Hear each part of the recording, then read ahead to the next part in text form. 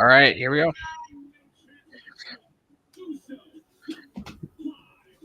There we are. Supposed to be kicking off with our truth. We're supposed to be? I think we are. Pretty Well, sure. I don't know. Right now, I'm getting a live shot of the crowd. Yeah. So I don't know. had to see if the stream was working. Come on, that. Shows that it's working for me. Yep. All right. Well, right now, we're getting a video package of Money in the Bank.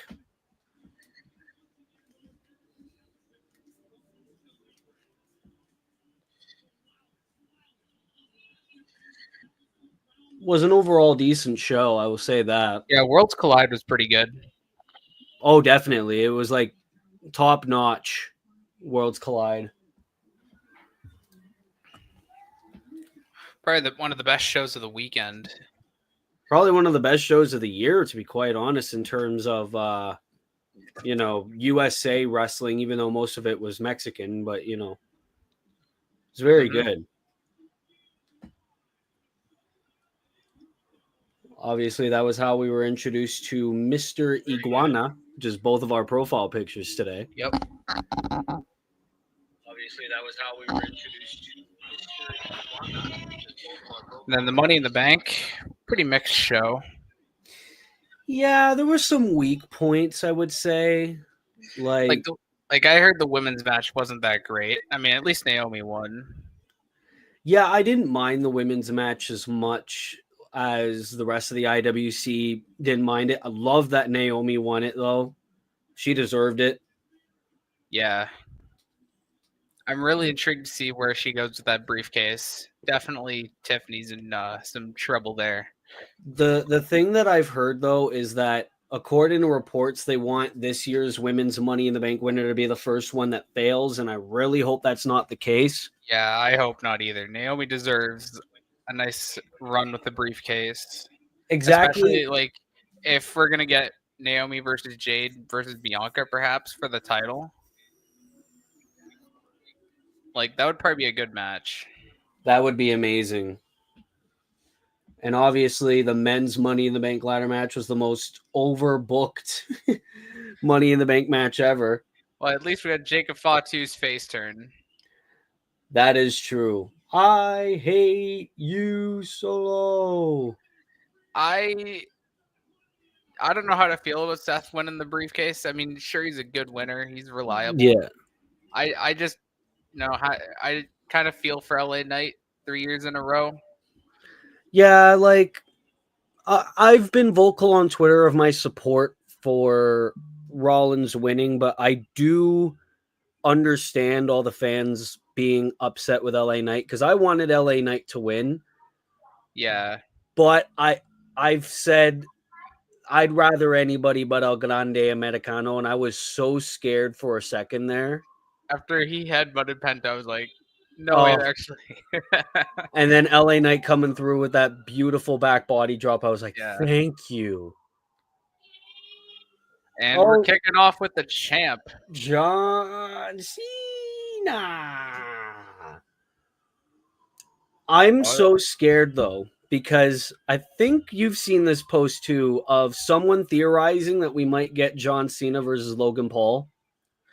I've heard that people want Cena versus Truth at Night of Champions. And honestly, if you have Truth come back as Ron Killings, we're talking TNA Ron Killings, I'd be all for it. That's the thing, too. If this is serious R-Truth, Ron Killings, the same dude who fucking smoked a cigarette on Monday Night Raw, I wouldn't care if we got Truth again. Trust me, I was very, very pissed the first time. But with everything that's transpired, I wouldn't care. Yeah. How many dates we have left with Cena? Do we have a little under 20 now? I think not including this one, I think we got 19 dates. Okay. Yeah, not a lot left. Poor guy. Sad.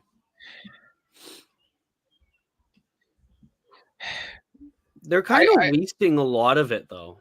Yeah, like Cena's not there for like half the feuds. Like he was crucial in the build up with Orton. Like he was there, but he kept getting laid out every week. And then like the Cody stuff, it was a mess with him not being there and The Rock kind of disappearing. I don't know. This heel turn just hasn't really worked. And that's the thing too, because there's so many baby faces that Cena can face. Like I've seen a lot of like the wannabe reporters saying, "Hey, this could be the night that we get Punk facing off with Cena." I mean, Punk did tease it. Yeah, he said on his Instagram story too. Which, I mean, hey, that'd be fascinating, considering we should have had that at Money in the Bank. But so we got that tag match. Like, trust me, I would not complain. Like, we should have gotten that at Money in the Bank instead of the tag match. Could you imagine how poetic that would be? Oh my God. Like, Money in the Bank 2011 and then Money in the Bank 2025. Like, they had the writing on the wall, and nope, viral moment. Mm-hmm.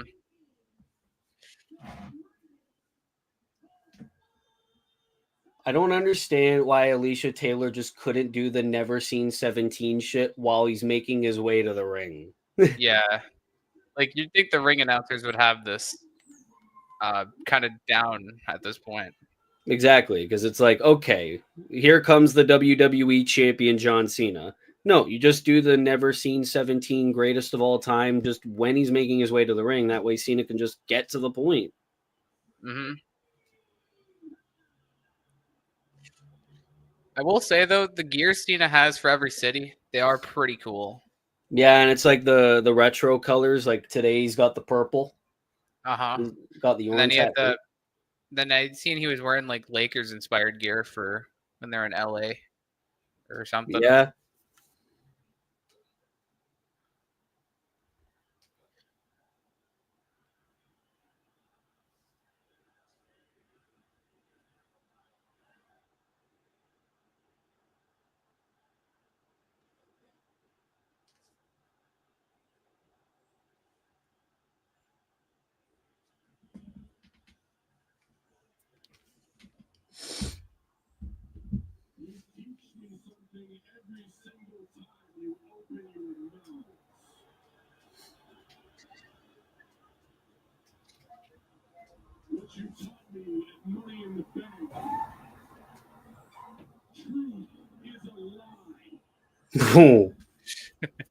Truth is a lie.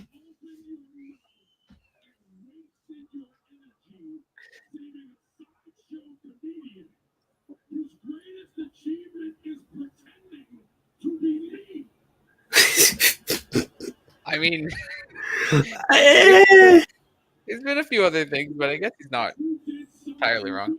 24/7 title and the botched US title win are kind of up there. And we want truth again. There we go. Gonna get some truth later tonight. We get some killings. Mm-hmm. Truth has accomplished a lot, man. NWA World Champion. Oh, he just said keyboard warriors. Here comes those IWC people.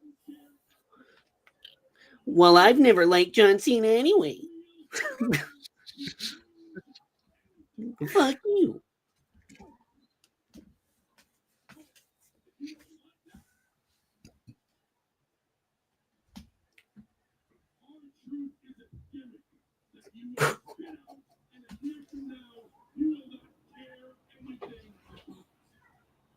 I mean, isn't R-Truth kind of dead now?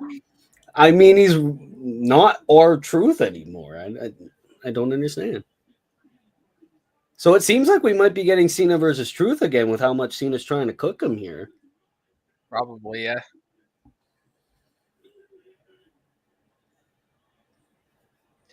Honestly, I wouldn't mind if we get like an impromptu Cena Truth match like tonight, and we get Cena Punk at Night of Champions. That'd be cool too, but I don't think Cena will wrestle. Yeah, but at the same time, like, I don't think Punk will wrestle in Saudi. Oh, yeah, that's right. Yeah, he didn't want to after all the stuff that went down years ago. Yeah, that's right. Yeah. He never wanted to go there. Yeah, that's right. Because he got taken out of the commercials. Yeah. Oh, we're doing the dates again. Yep. Yeah, I was right. 19. Man, we're halfway through the year and he has 19 dates left. I can't believe it. Yeah, and he's not going to be seen again until we're probably going to Crown Jewel, Perth. Well, no, we'll obviously do SummerSlam at least. I mean, he's advertised for Night of Champions, so he's got to be there, I would imagine. So that means we're probably getting Cena, Ron Killings then. Most likely. Wouldn't be too bad if Ron Killings is more serious. We get like at least a 10-minute match with him.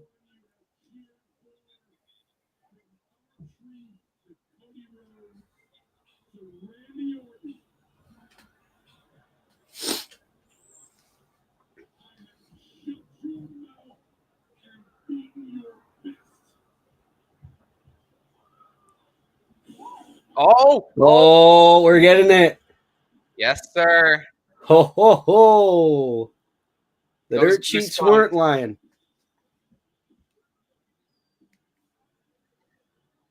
It's 2011 all over again, man. The crowd is going there he is. nuts.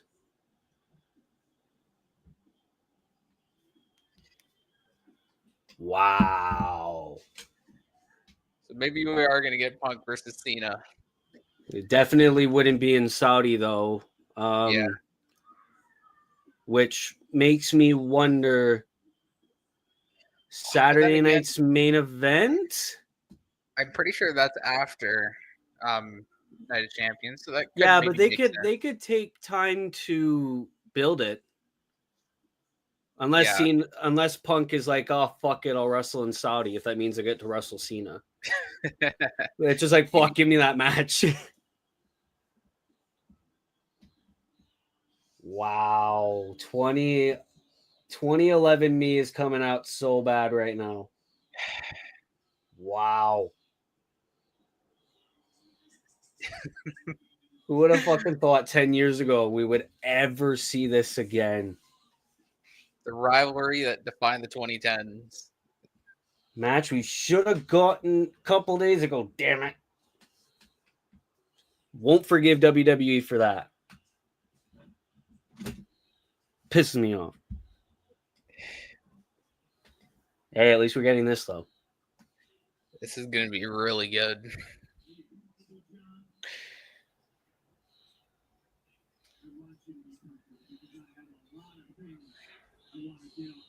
Oh, he's kicking off with the pipe bomb. One way or another, you will listen to everything I have to say right here.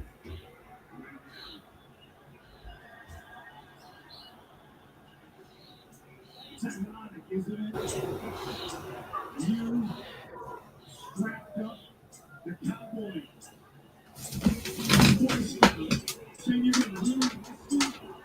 Saying you're gonna ruin the establishment that made you who you are, and CM Punk. The iconoclast, the outcast, the red-headed stepchild, the punk rock kid from Chicago, seemingly defending the establishment.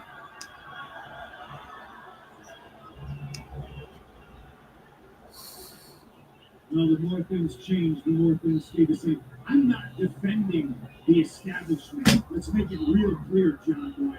I'm not standing for TKO. I'm not here to defend the billionaires. I'm here to defend the people.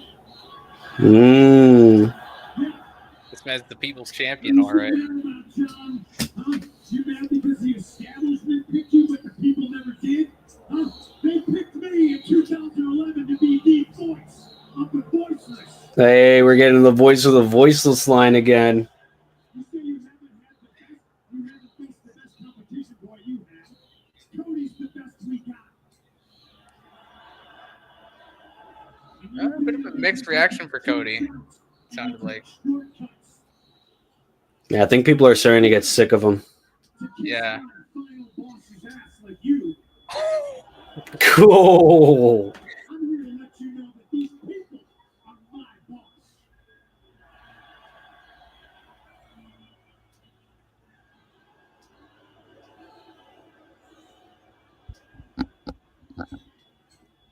It's my job to give them what they want. And if they want the truth, they're going to get Ron Killings. Oh, we're going to get Ron Killings. We're all spokes on a wheel. I've said it very famously, and I've always known that. And it's time CM Punk taught John Cena that he's just a spoke on the wheel, too. And it starts by me taking that title off your shoulder. Yes, please. Remember when me and you locked up in Elimination Chamber? First time in over 10 years, and I felt it. I felt something a little bit different. And then you watched as Seth Rollins stomped me, and you didn't hesitate. And you pulled me back in the ring, and you put me in the STF. And the last thing I heard before I lost consciousness was you, almost in anguish, saying, "I'm sorry." Oh, they're bringing that back. Yeah, a lot of people noticed that. Yeah. I'm sorry because you knew then and you damn sure now know that what you're doing is not right. Nah, he was saying I'm sorry because he got fucked over. That what you're doing is wrong.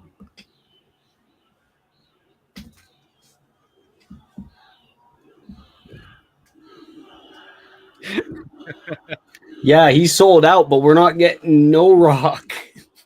Yeah, Rock's like, nah, this storyline doesn't need the final boss anymore. It's like, it kind of does. It's the whole reason why Cena's this. Apologizing to these people for the man you become. That title Oh, has corrupted you. And I know because that same belt turned me into a monster in 2012. And when I came back here to WWE, I had a list of goals. And holding that belt wasn't one of them. Because I'm afraid of the man I become when I have it. No, that's the chip. Everybody in the back should want that. Everybody in the back should want to be heavyweight champion. If you can accomplish it. But I now see that I have to become a monster to stop the monster. damn. To guys like you, to Seth Rollins, that is the chip. That means power and it means control. And to me, that is something that belongs to the people. It does.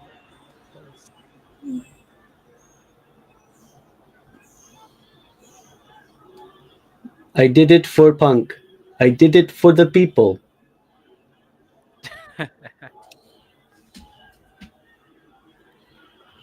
Man, a Rikishi heel turn. I'm such a meme. I love it. I did it for The Rock.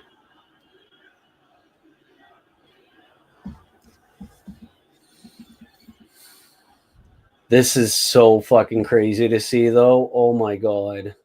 Honestly, though, it just After tonight, you've got 18 dates left. Of what little respect I had for you. I'll leave it up to you as to which one of those dates I take this off your shoulder. And if you're not a coward, if you're any type of a man, if you're more Boston Red Sox than you are New York, oh, Yankees, Oh, he brought up the New York Yankees. you say that date is tonight, right here, right now. oh, he wants it tonight. Nah, they ain't gonna do that. Yeah, no, they're not gonna. Cena's not competing on a. Night of Champions or Saturday night's main event. That's all that's gonna happen. If Punk agrees to wrestle in Saudi, That will be fucking nuts. CM Punk. One final match. He's gonna be like, no. The best in the world against the greatest of all time. Yeah, that's marketing right there. it is. WWE Championship. Oh, Oh, no oh, way. No, No that's way. going to be a DQ or a cash in. Nah, they're not going to do this. Oh, of course. Yeah. Yeah. Classic Got our heel hopes move. up a little bit. Fuck's sake. I always fall for that, especially now.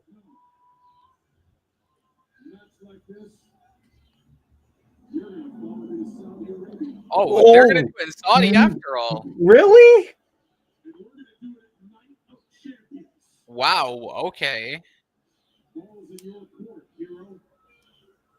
want a title match? It's gonna be a night of champions. What do you say? Are we going to get Punk in Saudi? Oh, you're on. He said it. Oh, Oh, Rollins. Mr. Money in the Bank. Nah, man, you're supposed to cash in on the world title. My guy. Well, I'm actually not opposed to if he were to cash in on Cena. I mean, his thing is protecting the future of wrestling, right?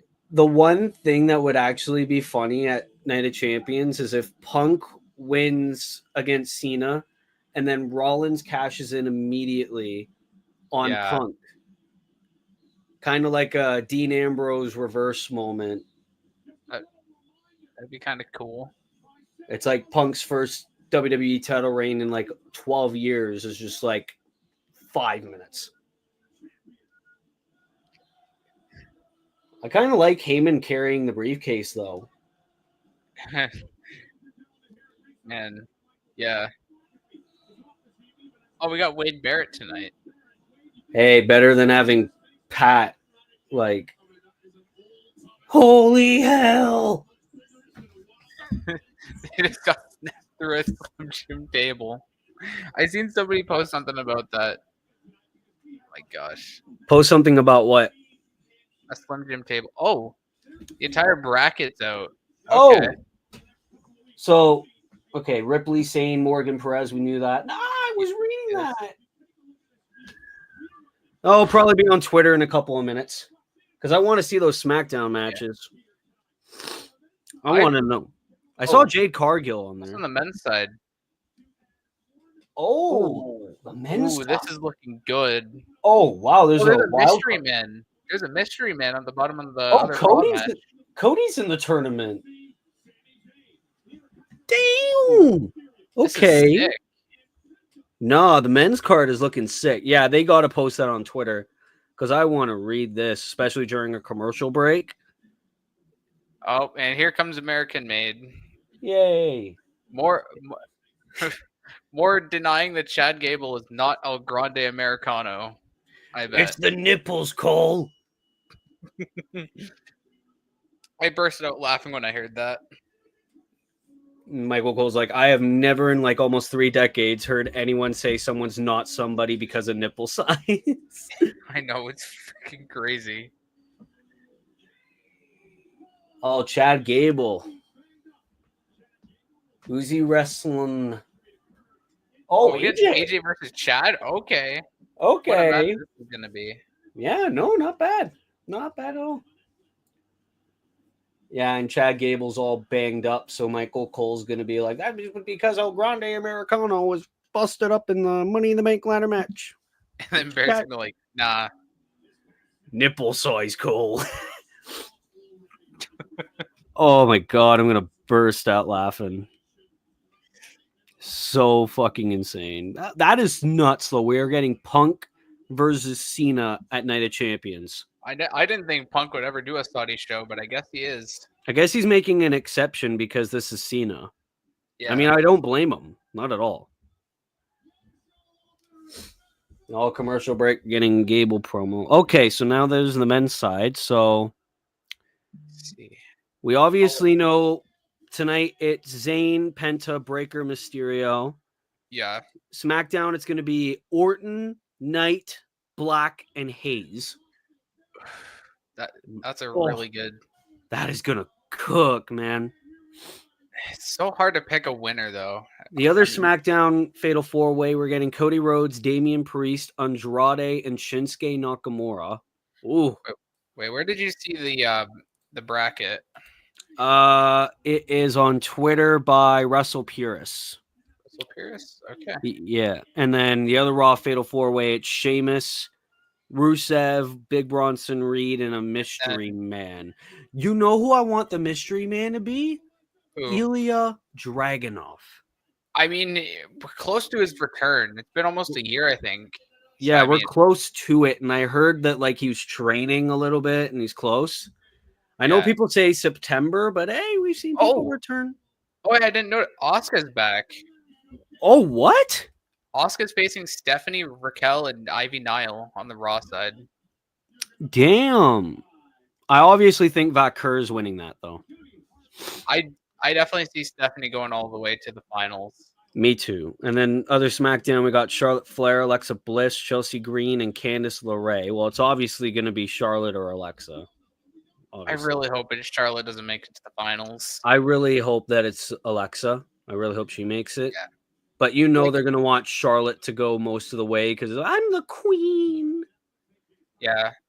I mean, Jade versus Stephanie would probably be a good final because Jade's got the story with Naomi there, and Stephanie's like a huge crowd favorite. So it would be so funny if Kairi Sane and Asuka were in the finals. Oh yeah, that's true. That would be so nuts. I want Roxanne to win tonight's 4-Way, but I do see that because no way I see Rhea Ripley or Liv Morgan going any further than where they're at. Yeah, I mean they're giving Kairi Sane a whole lot of momentum recently, so I wouldn't even be opposed to seeing her go all the way. Not all the way, but at least semifinal. Yeah, that would be cool. And then, like, I'm looking at this. It's so weird seeing Cody Rhodes in this tournament, but it makes sense, I guess. If they want to have Cena versus Cody at SummerSlam because Cody would get that guaranteed match. I don't know. Yeah, because I don't know if Punk will win. It would be awesome if he did, but I don't know if he'll win. I doubt it, though. Yeah, I doubt it, but it will be good to see at least them wrestle again. Other SmackDown, we're getting Jade Cargill, Michin, Piper Niven, and Nia Jax. Oh my god. No, that's fire. That is absolutely sick. And then, as you previously mentioned, Asuka, Stephanie Vaquer, Raquel Rodriguez, and Ivy Nile. It's obviously going to be Asuka or Vaquer, but Asuka's back. Wow. Yeah, I didn't even notice that until I looked at it. I was like, yo, what? WWE has really had a knack of announcing returns before making them a surprise. Yeah. Would have been cool if they just left it a mystery and then Asuka just came back. Yeah, because that's the thing. Like, they're leaving one of the men as a mystery, but Asuka, no, she's back. They did the same thing for Kairi a couple weeks ago. Yeah. It's like, damn, I would have loved to be surprised, being like, holy shit, Asuka's back. But no.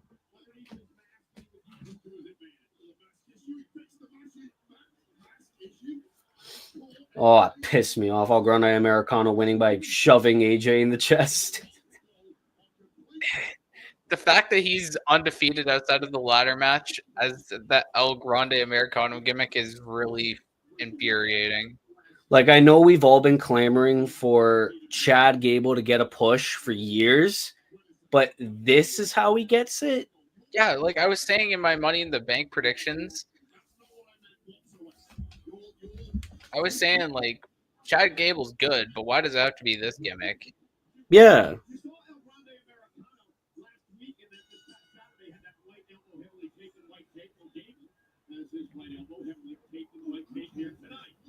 Listen, first of all, Chad Gable not only competed at Worlds Collide against he has a lot of damage. Took a lot of damage in that match. On top of that, Chad Gable trains in the dojo day after day with a couple of in-ring savages like the Creed. Hey, at least Styles is facing Gable, so there's a chance Styles wins here. Probably, because Gable can't win a match unless he's the El Grande gimmick. Yeah, and then Gable's gonna be like, it's because I wrestled Vikingo, I'm weak. Do you want to know who I wish that mystery person would be on the Raw side? Oh my god. Freaking Karrion Kross, bro. Give this man the push that people want for him. I honestly thought for a second you were gonna say Mr. Iguana. I wouldn't complain either, but I don't see Mr. Iguana on the main roster anytime soon. He'll probably be in NXT. I've said this on Twitter last week during Raw, but they've been doing like Sami Zayn and Karrion Kross just fucking with each other backstage. Yeah. And We like, haven't had a match between them. They've been feuding since before the Rumble, bro. yeah. Like, Cross hasn't had a match since he faced AJ sometime before Mania. It was sometime before, like right before Mania, I think. And like, his matches are so infrequent. He's always on main event though, and nobody even watches. And that's the thing too. It's like, oh, we listen to people wanting to bring back R-Truth and all that stuff. Like, cool. But listen to the reactions that Karrion Kross gets on main event. Yeah, like I seen a clip. He was coming out for his match against Akira. That pop was absolutely nuts. Yeah, I think it was like I saw a clip. It was like the first time he brought back his Fall and Pray theme, and people went nuts. Like, yeah, you got a star in this man. His Twitter promos are amazing. Like, and the guy can cook. And the fact that he might not even get renewed based on recent reports, that's actually kind of sad. Like, we got a star in our hands here, and Triple H is doing nothing with him. That's the thing. Like, don't get me wrong, if he leaves WWE, he would definitely cook somewhere else, but it's like he is perfect in WWE. He's everything you would want. He can talk, he's got the entrance, he's got the charisma, he's got the character work, and he can move like a motherfucker. Really, ever since Vince called him up to the main roster all those years ago, he hasn't been the same. Nah, NXT, like looking back on those NXT clips of Karrion Kross, it's like a whole different guy. Yeah. Like when he feuded with Balor and Cole and all them. Yeah. So sad. Oh yeah. And the friggin' about listening to the fans as well. I'm still shocked how many people are saying, "Oh, the R-Truth thing was a work." I will admit my video said we got worked, but that was me recording that literally like 2 seconds after Money in the Bank. Yeah, and then I had no fucking clue. Yeah, it was before Truth said it wasn't a work and all that. Right after I recorded that video was when R-Truth's son posted on his Instagram story being like, "Stop the cap," and I was like, "Oh fuck." Well, I'm not editing that title. It got good views. Fuck it. Yeah. I'm just surprised how many people are like, "Well, we got work, this and that." Well, No. because like we weren't. People made their voices known in the arenas, on social medias, and they got them to come back. Yeah, I will admit, at first glance, it was like, "Oh, that's such an R-Truth thing to do," just so that way people get invested. But it's like, looking back at those reports, being like, everyone backstage was like, "Fuck sake," like no one's safe and all that. No one would react to that if they knew it was work. But Triple H lying in the press conference really rubbed me the wrong way. Yeah, like Triple H is coming out here giving out all these wrestling terms. Like even on the first Raw episode on Netflix, yeah, like he couldn't just come out and tell us the truth in a press conference.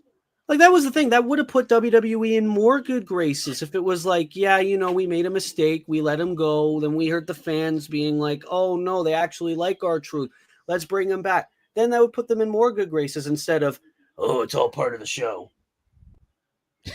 Like, what kind of shit is that? You don't do that. Yeah, I know. Correct. That would have actually benefited WWE more if it was like, yeah, we made a mistake and we heard the fans and we brought him back. Great asset to the company. A great locker room leader too. Yeah, veteran, can give a lot of people advice, or even if he retires, he'd be good to have like on an entertaining on-screen role. Mm-hmm. Like, or a backstage producer. Even an ambassador, kind of like what Titus O'Neil's doing. Yeah. Only reason why Titus O'Neil survived all those releases is because he's an ambassador. Do the same for R-Truth. Titus O'Neil quietly retired. Basically. Yeah. I mean, hey, I don't blame him. He's the charity guy. Mm-hmm. He's doing good work over there, but it's the only reason why Titus is still employed. I'm just like, I'm shocked. There's some people like Omos who hasn't been seen since and somehow survived all these releases. That Like, was I the like, thing too. I was like, "Where's Apollo Crews been?" And then he literally posted being like, "Oh, I graduated college." I was like, "Oh, okay, that makes sense." yeah, He graduated college a day after I did. Well, hey, I graduated college before Apollo Crews.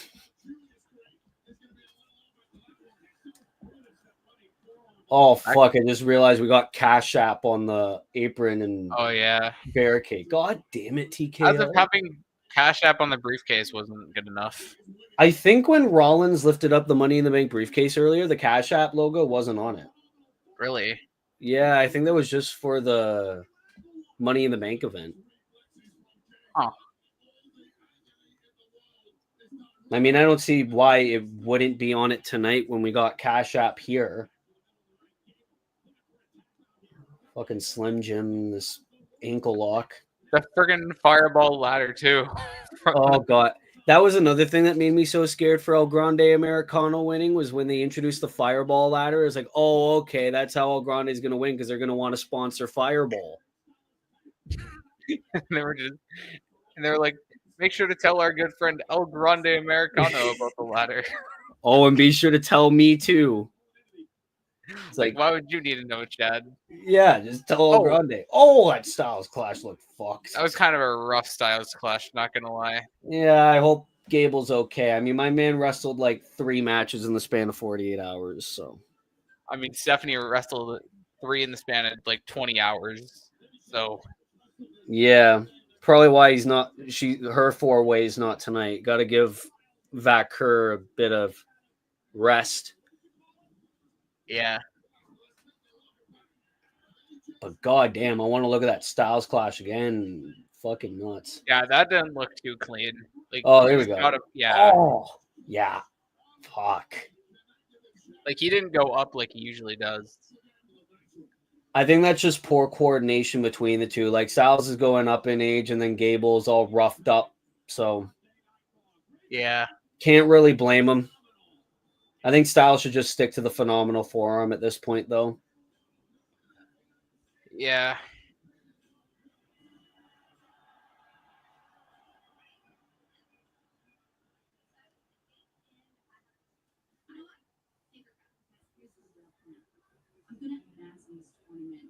I'm gonna defeat Io Sky and I'm gonna win back my women's world championship. Oh dear. Well, I think we're on the same page because I was actually coming here to say that I think maybe we should work together. That way, one of us wins on Judgment Day.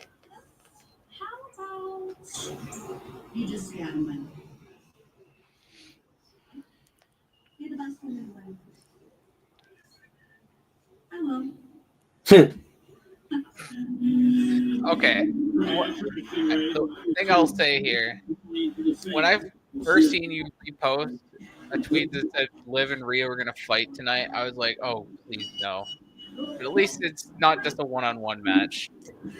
Yeah, but I've been saying forever, it's like Rhea and Liv should not share the same ring for fucking years at this point because that feud absolutely, like, it didn't suck, but it was so It was just dragged on for too long, yeah. Oh, yeah, I just realized Roxanne and Liv, like, that was the whole point of the backstage segment. I was like, wait, what? Work together, like, in later rounds? Forgot they were in the same match.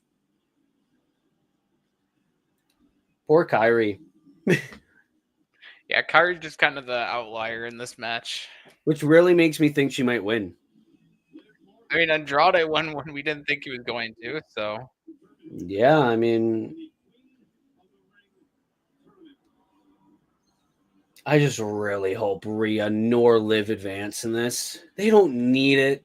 Well, I feel like they've already planted the seeds for Liv versus Io, and that with that one backstage segment they had last week. I think it was. Yeah, that's why I don't think, like, Plus, like, Rhea's in the title picture basically all year round. Why does she need this? That's the thing too. It's like she doesn't need it. Rhea can breathe and get a title match at this point. She doesn't need to win Queen of the Ring. Because basically the entire Raw Women's division just revolves around Rhea Ripley. That's the thing. Rhea Ripley could be like, I challenge you. The champion's like, okay. She gets a match. It's going to be very interesting to see how Liv and Liv and Roxanne work in this match. Liv and Raquel. Yeah.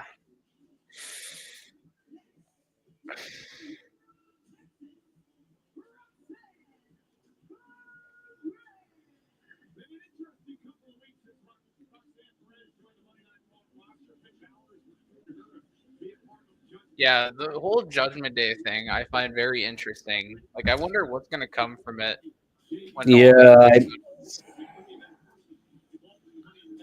Like, I'm fine with this stuff, but the Finn and Dom stuff is just too damn long.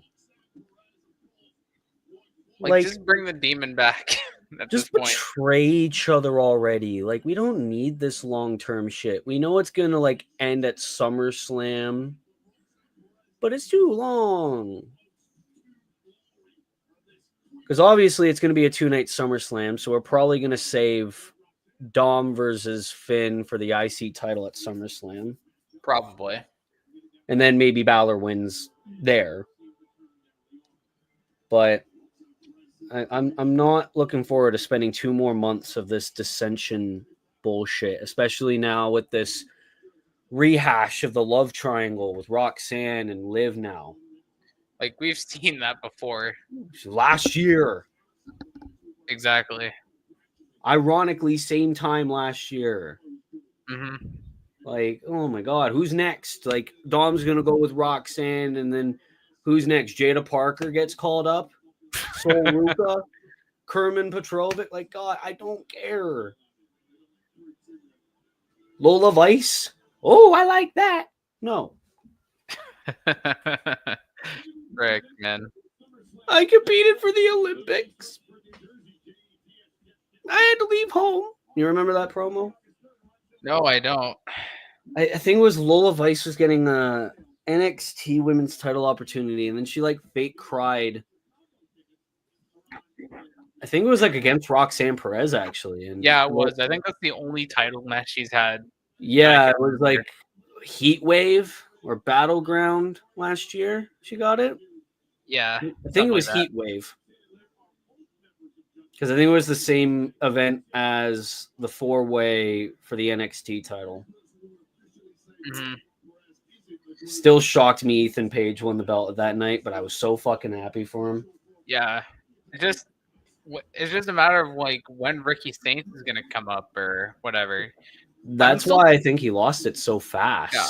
I'm still surprised it took him that quick to get called up to the main roster if that's the case. He should have just went to Raw at first, but I think they just wanted him to get used to the WWE umbrella first, and it's like he got used to it real fast. So it's just like, oh, bring him up. Cody probably taught him a thing or two. Wink, wink. Or Punk. I like Ethan Page in NXT. He's doing really good down there, but I feel like he should have been main roster bound really anytime after the NXT title reign he had. I mean, I don't mind that he went from like NXT title and now he's like North American title. Like they want him to be super successful over there. Yeah. They want him to be like a mainstay there for a little bit, kind of like how Ciampa, Gargano, and even Cole was there. I think that's what they're trying to make him do.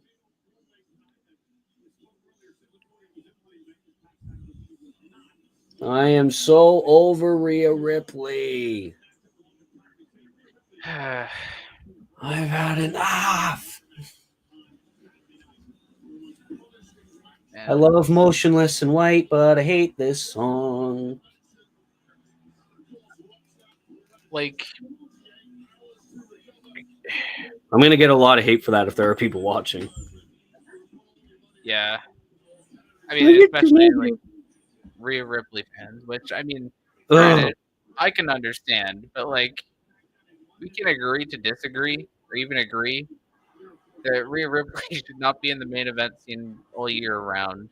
Like she's good, but she shouldn't be hogging up the main event. Like that Like was the thing.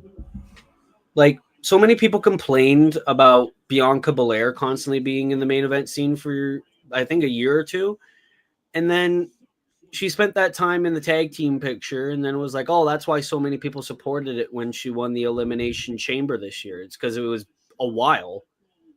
yeah, Like, do the same thing for Rhea Ripley. Don't put her in the tag division, but at least give her like a singles feud that doesn't revolve around a championship. Like, give her a rookie to go against.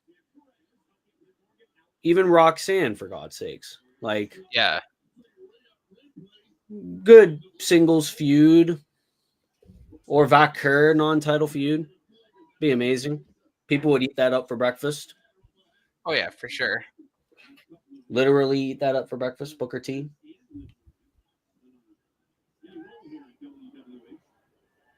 Kind of weird that they're rushing this King and Queen of the Ring stuff with these 4-way first round matches. Yeah, and then they have the semis. But I do like the idea that it's like interpromotional throughout the tournament and not just the finals. Yeah, it's like we could have a Raw versus Raw or a SmackDown versus SmackDown final, which is like, I'm fine with that. Yeah. Especially now, technically, we have a WWE title Raw versus SmackDown guy match. Basically, yeah. I mean, I bet you if they do pull the trigger on Punk, I think it's because USA probably wants Punk on the show. Also, aren't they going to be doing the draft soon? Because I've heard a lot about them doing it. I've heard that it's near the summer. Like, I thought it was supposed to be like late May, and we didn't get it. Yeah. I definitely feel like it's time for a change. Yeah, I'm so dumb. I'm so done with these like constant rematches and all that stuff. Like, especially Raw really needs a lot more of a tag team division because their tag division is weak. Yeah, Both it's just Maximum War Raiders and New Day and a bit of American Made. and Judgment Day has also kind of been inserted in there recently. But, like, Yeah, that's just a sinking ship at this point. Judgment Day now are just focused on like whatever Dom and Finn are doing now. Yep. Like I thought when they did Dom and Octagon Jr., I thought that was when Balor was going to try to get involved, but then get frustrated for some reason. Like they were going to try something, but nothing.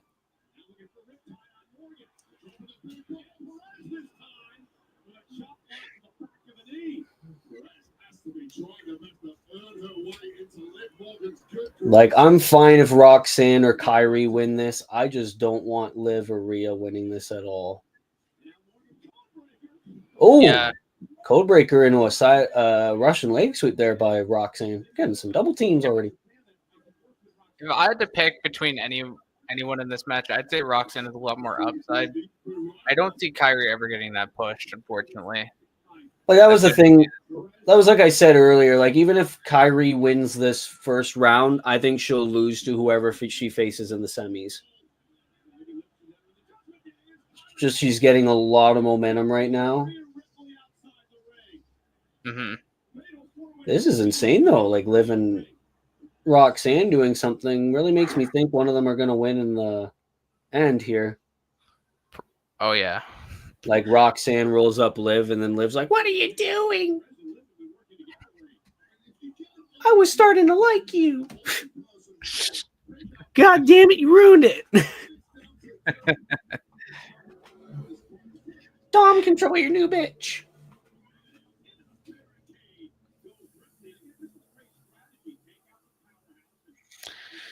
Oh my gosh. Watch when Rhea Ripley comes back from this beating. Oh no. No, she's gonna do the super comeback. I know. Sadly. Oh no. Why? I was not thinking about that. Oh man. Like she's booked like so strong. It's a little annoying. It's because the Twitter fans, Yeah. they're all over her for her looks. Like, don't get me wrong, Rhea's good in the ring and she's good as like a character when she's booked well, but she's just been in this title picture for so long. Like, it's Like sickening. like Io's title reign had Rhea all over it essentially. Like she hasn't had really anybody else. That was the thing too. Like the entire road to Mania, I was like, "Oh, this is fresh, right?" Io Bianca. This is going to be a great match. Don't get me wrong, the triple threat was good at Mania, but it would have been so much better if it was Io Bianca 1-on-1 and Rhea was just not there. But they had to have Rhea on the card. It was Mania. So dumb. Mm-hmm. And the whole time, Rhea was just like, I won a match. I got screwed over. Like, no, you didn't. Lost fair and square. Kinda. Yeah. But it's not my fault you got distracted. That's what I would have said if I was either Io or Bianca. Not my fault. exactly. It's your fault. Like, goddamn. Go to the back of the line where you belong. Oh, here we go. Let's go, Rhea chance.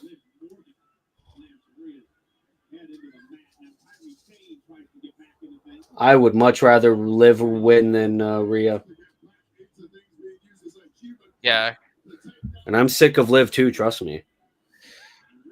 Well, at least Liv's not always in the world title picture. That's the thing. At least they also did the same thing with Liv. It's like put her in the tag title picture. But the sad thing is There's like the no tag tag team teams. no. All the tag teams were in NXT until everyone got released. Like the only other team I can think of is the Hervis team on SmackDown. That's like the only other team that exists. Yeah, and that's the thing. They're just lackeys to Chelsea Green.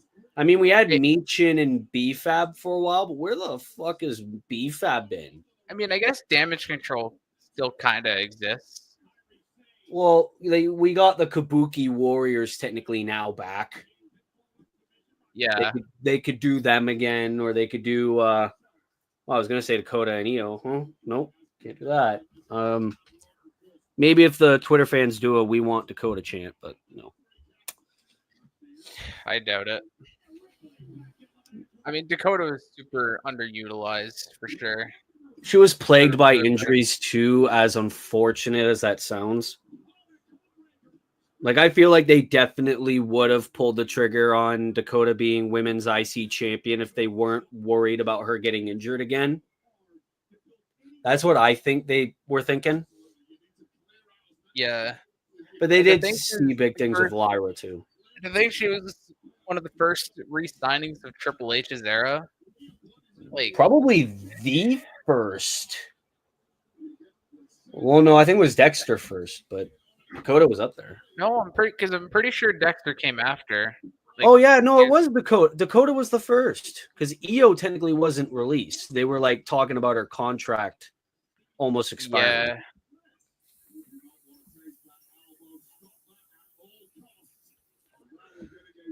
Because it was technically both Dakota and Io. Because they agreed with a new deal with Io, but they fully brought Dakota back because she was released early 2022.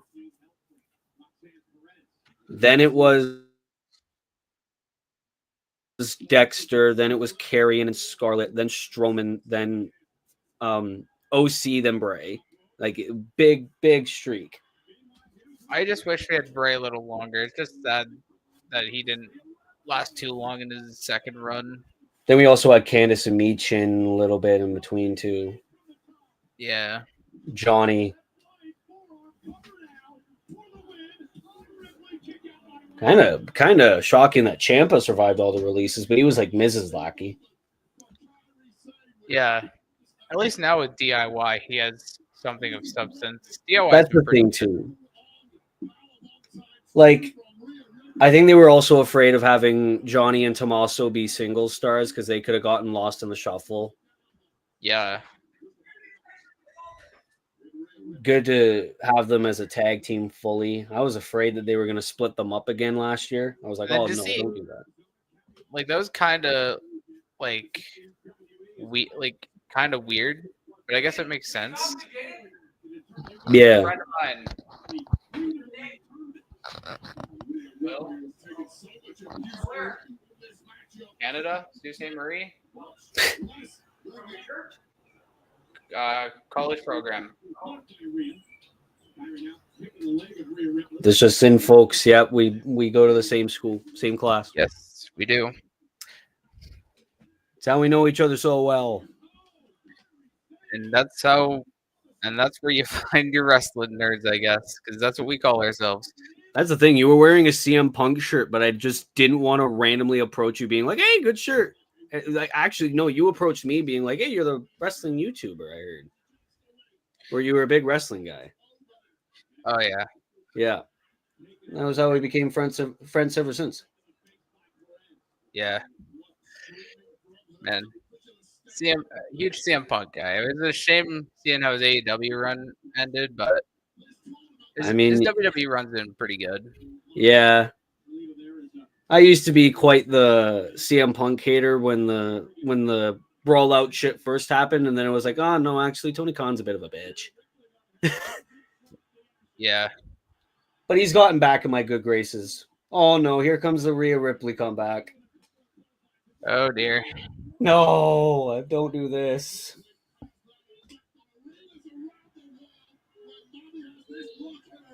Uh-oh.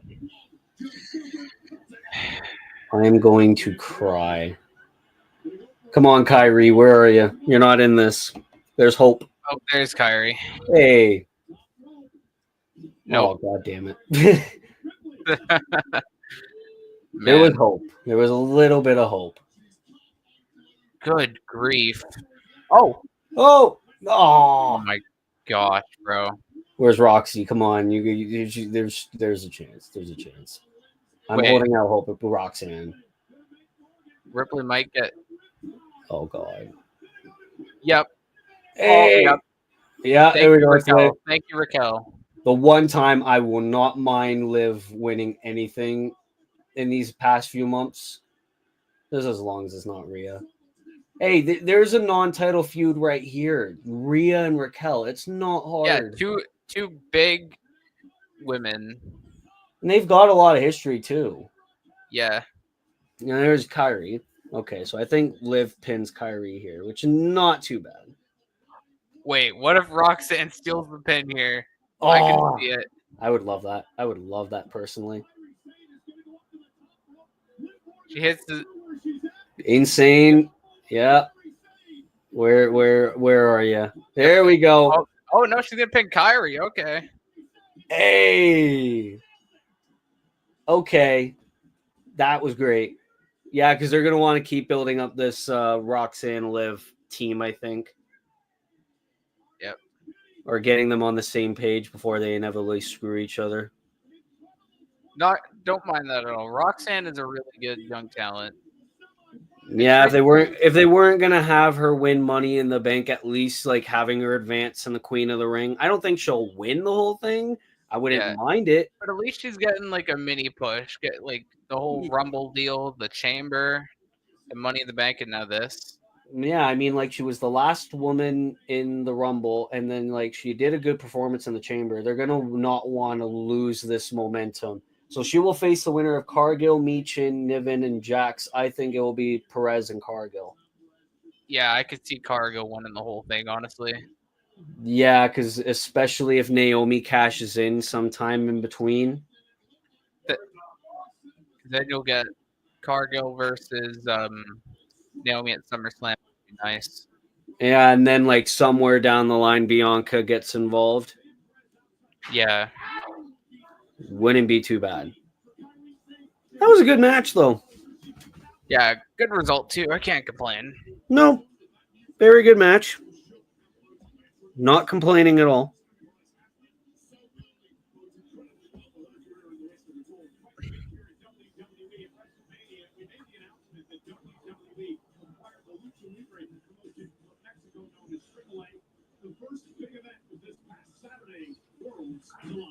We're gonna get a little montage of Worlds Collide.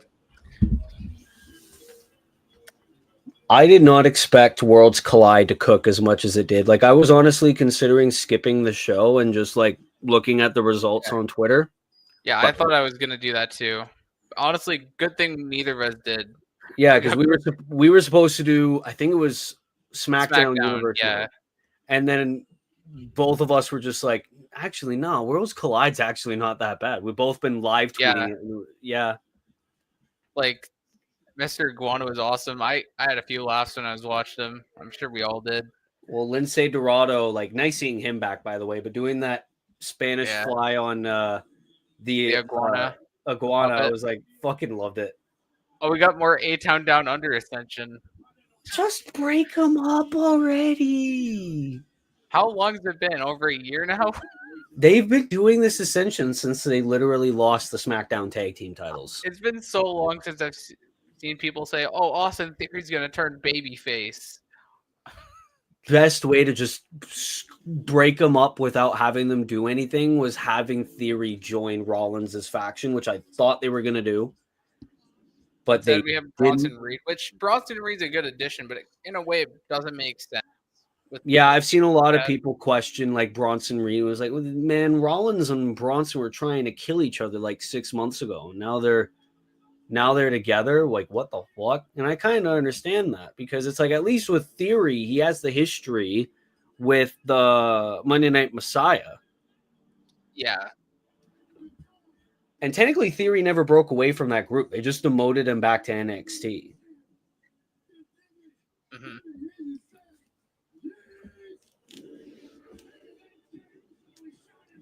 I also saw a report that and I hate to butt in, and I don't know if it's true or not, but I seen a report saying we could get a Rollins versus LA Knight feud. Yep. I mean, taking it with a grain of salt, obviously, but if that's the direction they're going, I mean, hey, I think that'd be a good way to kind of make it up to LA Knight fans. A high-profile feud with the top guy. Well, that's the thing too, especially if Rollins were to cash in tonight, like win the world title, and then have LA Knight go for it, and that's a world title match. Because I don't think LA Knight's in the tournament, is he? Yeah, he's in the tournament. He's facing Orton, Black, and Carmelo. Oh, that's right. So yeah, just have LA Knight not advance, but then like I don't know, get him attacked by the Braun and Bronson, and then LA Knight's like, okay, fuck you, I'm going for your title. Sure, would people be like, that doesn't make sense? But I mean, yeah, LA Knight fans would love it. Like, I saw what you said after Money in the Bank about the LA Knight not winning. And I didn't mean that personally, by the way. No. I know. Like, LA Knight, I could kind of compare to Jey Uso. They have over catchphrases. The thing is, LA Knight can do a whole lot more. He's got a catchy catchphrase. He can go in the ring. He's good on the mic. Yeah. Like, I feel like he would be amazing as a champion. Yeah, like that's the thing too. Like, LA Knight is more believable as a possible world title contender than Jey Uso.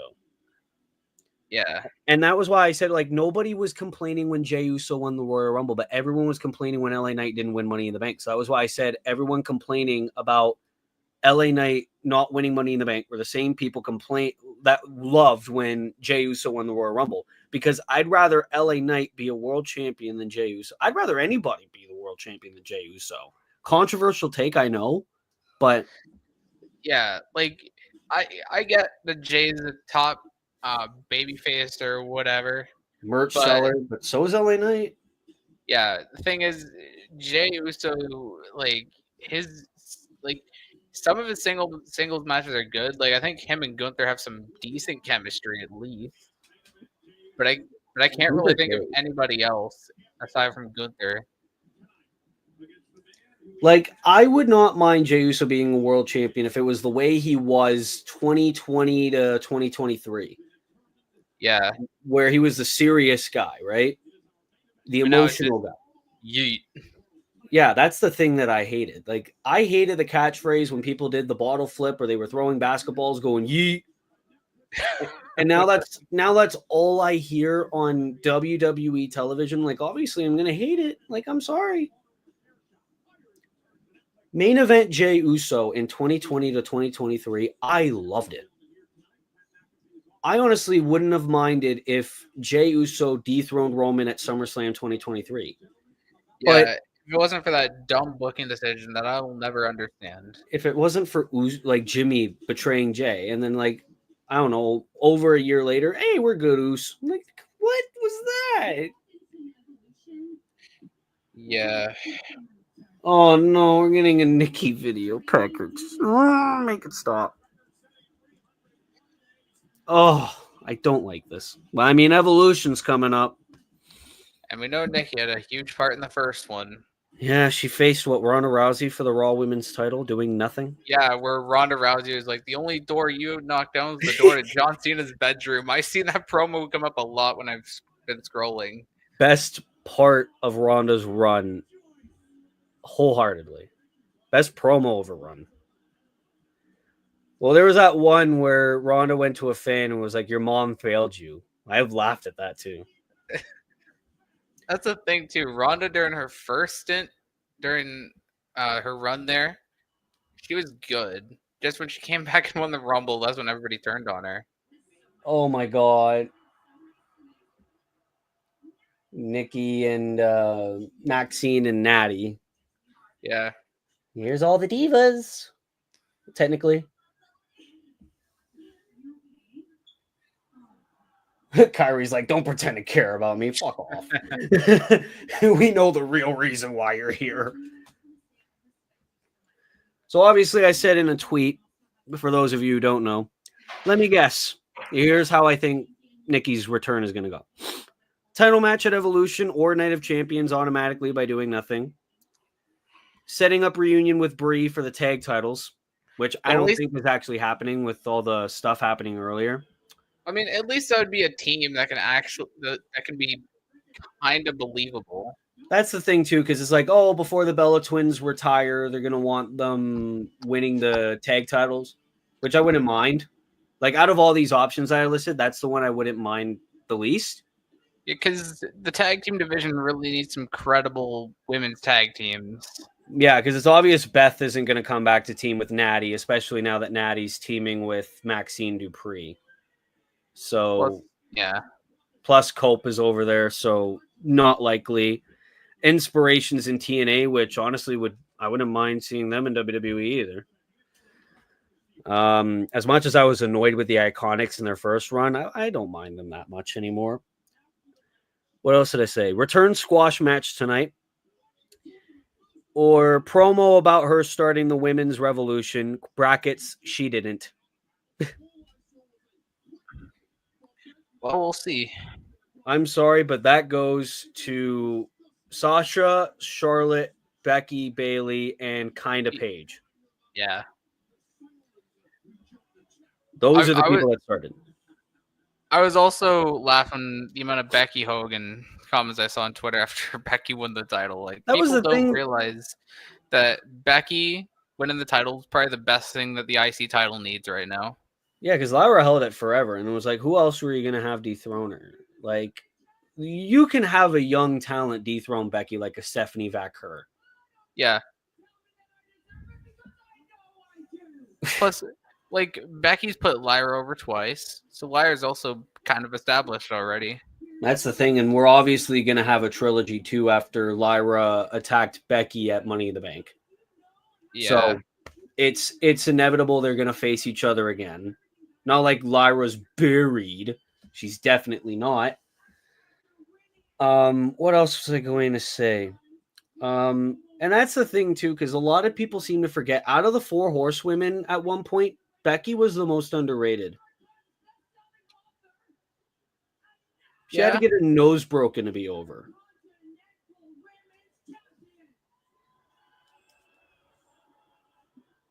Sure, did I like it when Becky just came back out of nowhere and she and Lyra won the women's tag titles? No.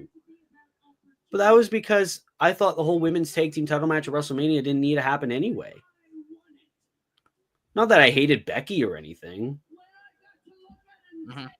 oh, the only reason why Becky's so overpushed is because she's with Seth Rollins. We could say the same thing for Nikki Bella when she was with John Cena.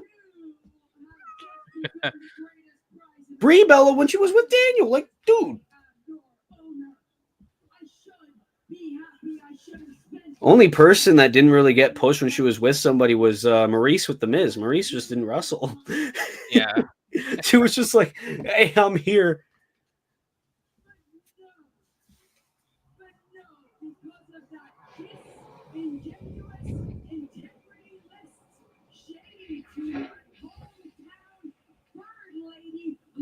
Bird lady.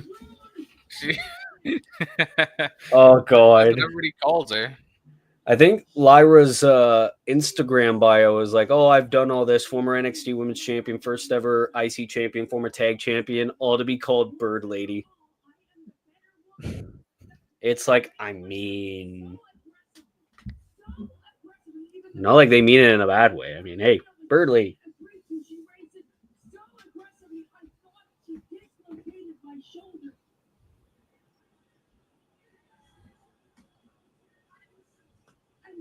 But that was the first thing I tweeted too when Becky won the IC title. I was like, oh, I can't wait to see all the Becky Hogan memes. Yeah. I mean, there's another 4 horsewomen that we could do that joke with. That would be a lot more believable. Charlotte. I was thinking Mercedes. Yeah. At least Becky put people over. Lodge in my throat there. I'm having a cold the past few weeks. Yeah.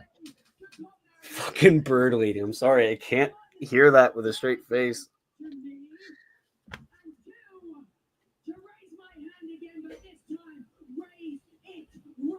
Oh, I gotta say, I find it funny when Becky did the Raw recap one week. Yeah. That she was like, Bailey's probably still confused. She's paying her friend $100 a month to get some clarification or whatever. Oh, yeah. That was when they first reported Mercedes having that website, that service. Yeah, that was hilarious when I saw the clip. I would never, even if I made $1 million. Oh, Bailey. Speaking of, there we go. I thought they were going to do that like way, way, way down the line. Holy shit. Okay. Oh, that was what they were talking about. Another big return. Yeah. Uh-oh. Wow. Okay. I like this. Bailey getting her payback.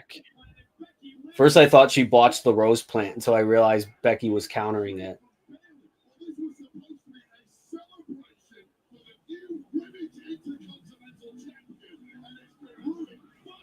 Hey, Raw needs that star power. I'm glad she's back. Like they're bringing a lot of the Raw women back. I love it. Yeah, it's great. Really makes me think what we're gonna get in the future. Maybe a #1 contenders match, Lyra and Bailey, or maybe just triple threat. I'm thinking, yeah, triple threat. I think is the way to go. I honestly wouldn't mind that for Evolution. Yeah, that's probably the best place to do it. Unless they do the triple threat at Night of Champions. I think that's true. Yeah, here we are. Uh-oh. Oh, the fans. Look at Truth's eyes. He's getting emotional. He got emotional at Money in the Bank, too. Yeah, he really loves the fans. We said on like a comment, I'm back because of y'all. Yeah.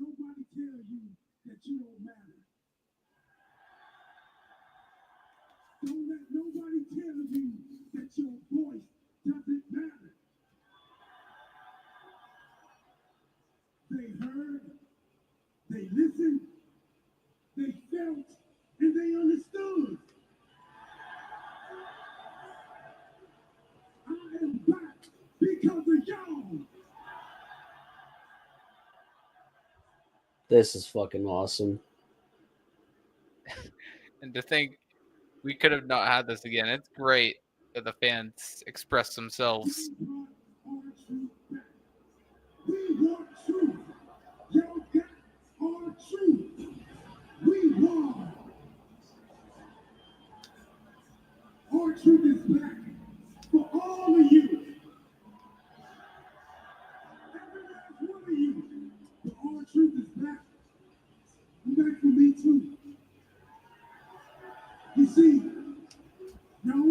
I'll bring truth back.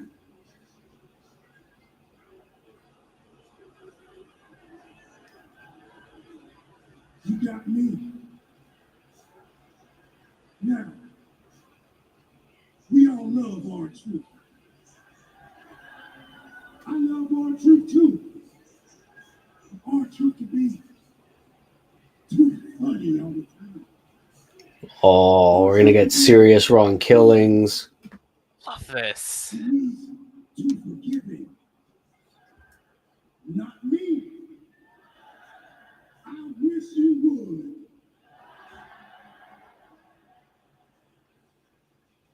I feel different. I feel alive.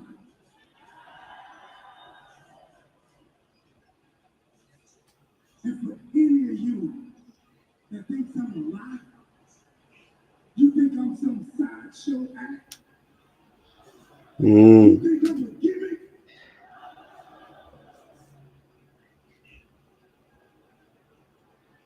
What is Hey, he? pull out the cigarette again. Oh, what the fuck? Those scissors. I thought he was gonna pull out a cigarette again. Oh, he's cutting his hair. Oh. Well, I think he had short hair in TNA. No. Oh no, he had long kinda. hair. What the fuck? Wow. Oh, okay.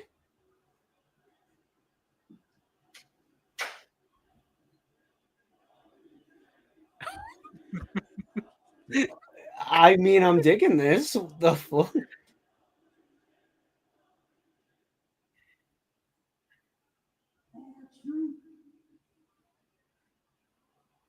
The truth has set me free.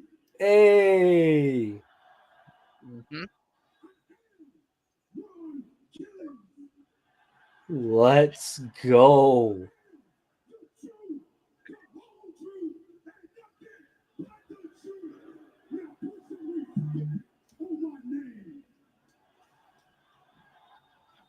Wow. Man, I didn't think he was gonna go all in for this, but man, that is awesome. And to think like 2 weeks ago, we were all being like, oh, our truth facing John Cena is meaningless. That created this. Oh, here comes all these fans. They're saying, "Oh, Demon Balor's coming back." Is that thing on the background? Yeah, there's that Balor. I don't even know what the fuck that is. It looks like a lunchbox. Kind of does, actually. Like a crate. So I didn't think you'd mind me representing the judgment day. You upset? Upset? Of course I'm not upset. I'm rooting for you. Why are you being upset? You're the one in the king of the ring. I'm working up to the tight squeeze world, right? Exactly. Everything's working out perfectly. Speaking of, congratulations, you don't grind out there tonight. I don't know, let her know. Let her know. Let her know. Yeah, I watched those. Pretty good. Good job.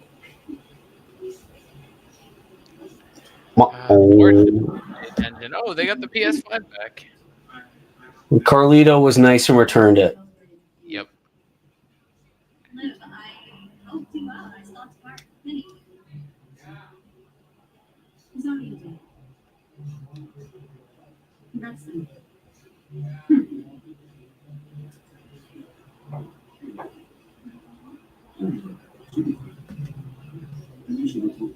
Yeah, I had a match, but I got it. Why not? Ken loves what he sees. Like anybody with a fucking brain would be like, hey, you're cooking up something. Tell me right now what you're doing. Even the most gullible human being on earth would look at like someone's face like that and be like, is there something you're not telling me? Yeah. As it looks like we're getting the men's King of the Ring Fatal 4-Way. I love Penta's entrance so much.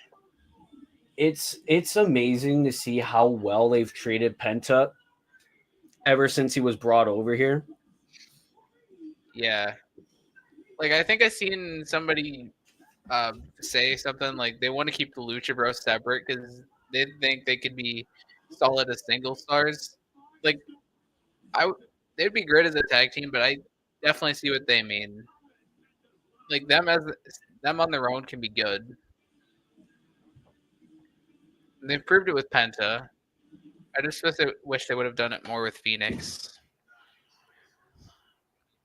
Yeah, like I do agree they're good as singles talents right now, but I think if they're going to have long-term success in the WWE, sooner or later they're going to have to bring the Lucha Brothers back because the tag team division kind of needs it.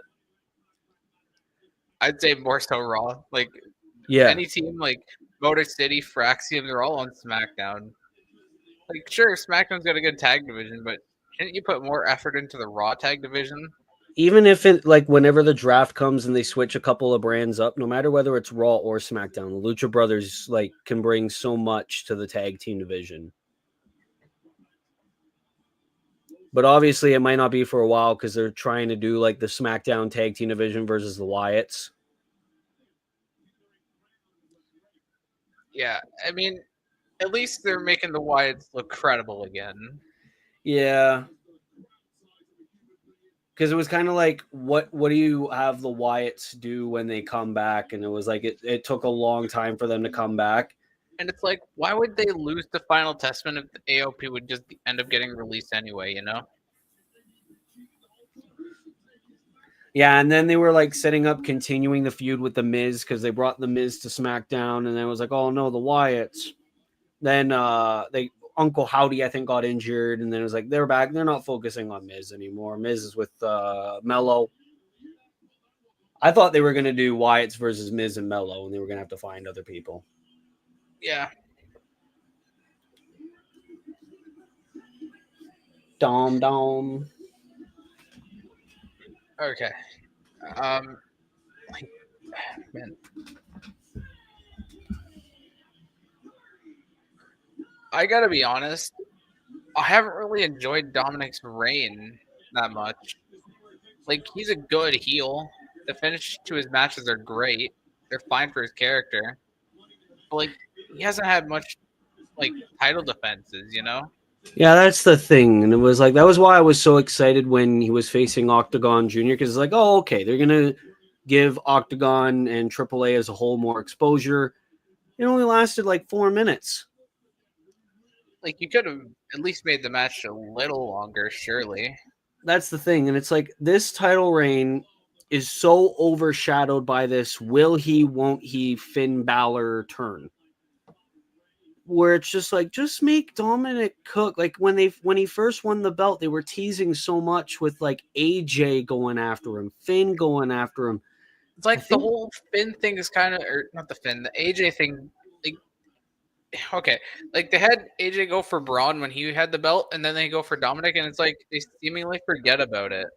And they even when Braun had the belt, like they were teasing like Sheamus going after it again, like near Mania, and he wasn't in the match. And it's just like now we're getting Sheamus and Rusev. Don't get me wrong, that's good too. But at least Rusev's getting someone credible.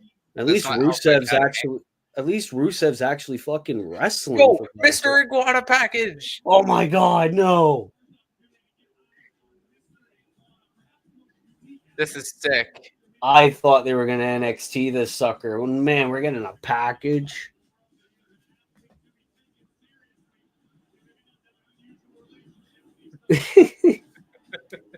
Oh, this guy's so fucking good. AAA Mixed Tag Team Champion. Oh, I thought we were going to get a Coming to Raw segment. No, I wanted to see him.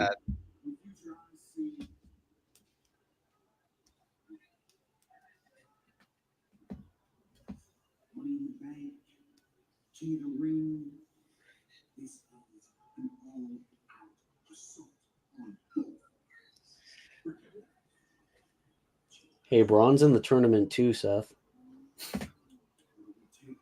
Yep.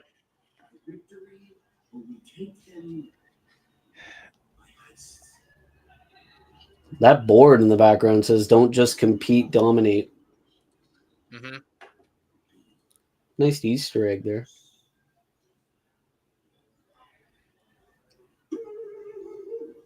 Ain't no way they're having this man actually bark. No. Crazy.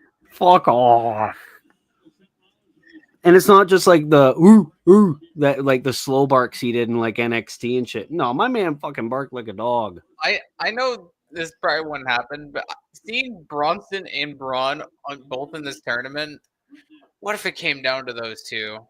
That would actually be kind of interesting. That would cook, but it would It'd be be kind of weird, interesting. It given would that be they're interesting for a storyline, but I don't think even Bronson's even going to make it past the first round yeah. unless there's like interference. Like I definitely could see Braun, I but in a way I kind of can't see Braun winning this. I have a feeling Sammy's going all the way to the finals. I don't even 'Cause- know about Sammy because I think he's going to win the 2026 Rumble. Yeah, the thing is though, the Saudi crowd loves Sami Zayn though. Yeah, like I could definitely see him doing finals.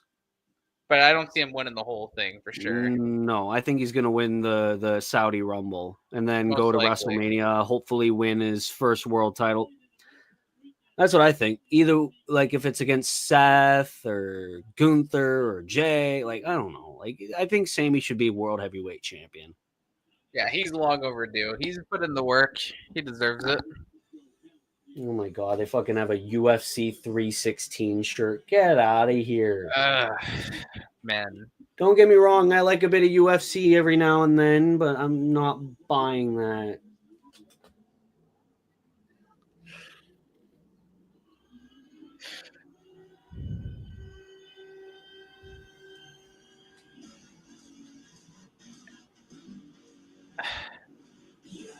I can't take him seriously anymore with fucking Tama Tonga with the yeah. Like, you don't need to fucking sound like animals, guys. Oh, but this theme song's always fucking fire. Yeah. I was watching Raw last week, and when Braun and Bronson had that tag match against Sammy and Jay, I love that matchup that they had with Braun and Bronson's theme, where it started with Braun, went to Bronson, and back to Braun. That was sick. At least they didn't give him like a shitty tag team theme. At least we still got to hear those two good themes with those two good wrestlers. Yeah. Like, that's what I like. The two themes mix so well. Like they Okay. transition so well. It's like I think I saw a post where it's like it reminded them of the Rated RKO theme where it was like Randy, then Edge, then back to Randy. Yeah. Like those are good mashups, like done well. I mean, I remember Jericho also had a good matchup too. Yeah, it wasn't even that bad. And sometimes as well, where it's like even just the beginnings where they mash up, like Awesome Truth back in the day. Oh yeah. With the awesome and then the truth has set me free. Like, man, that was fucking great.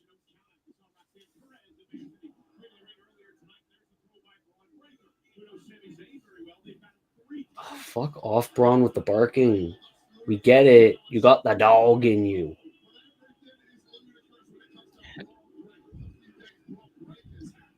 They're literally going to make him Seth Rollins' dog.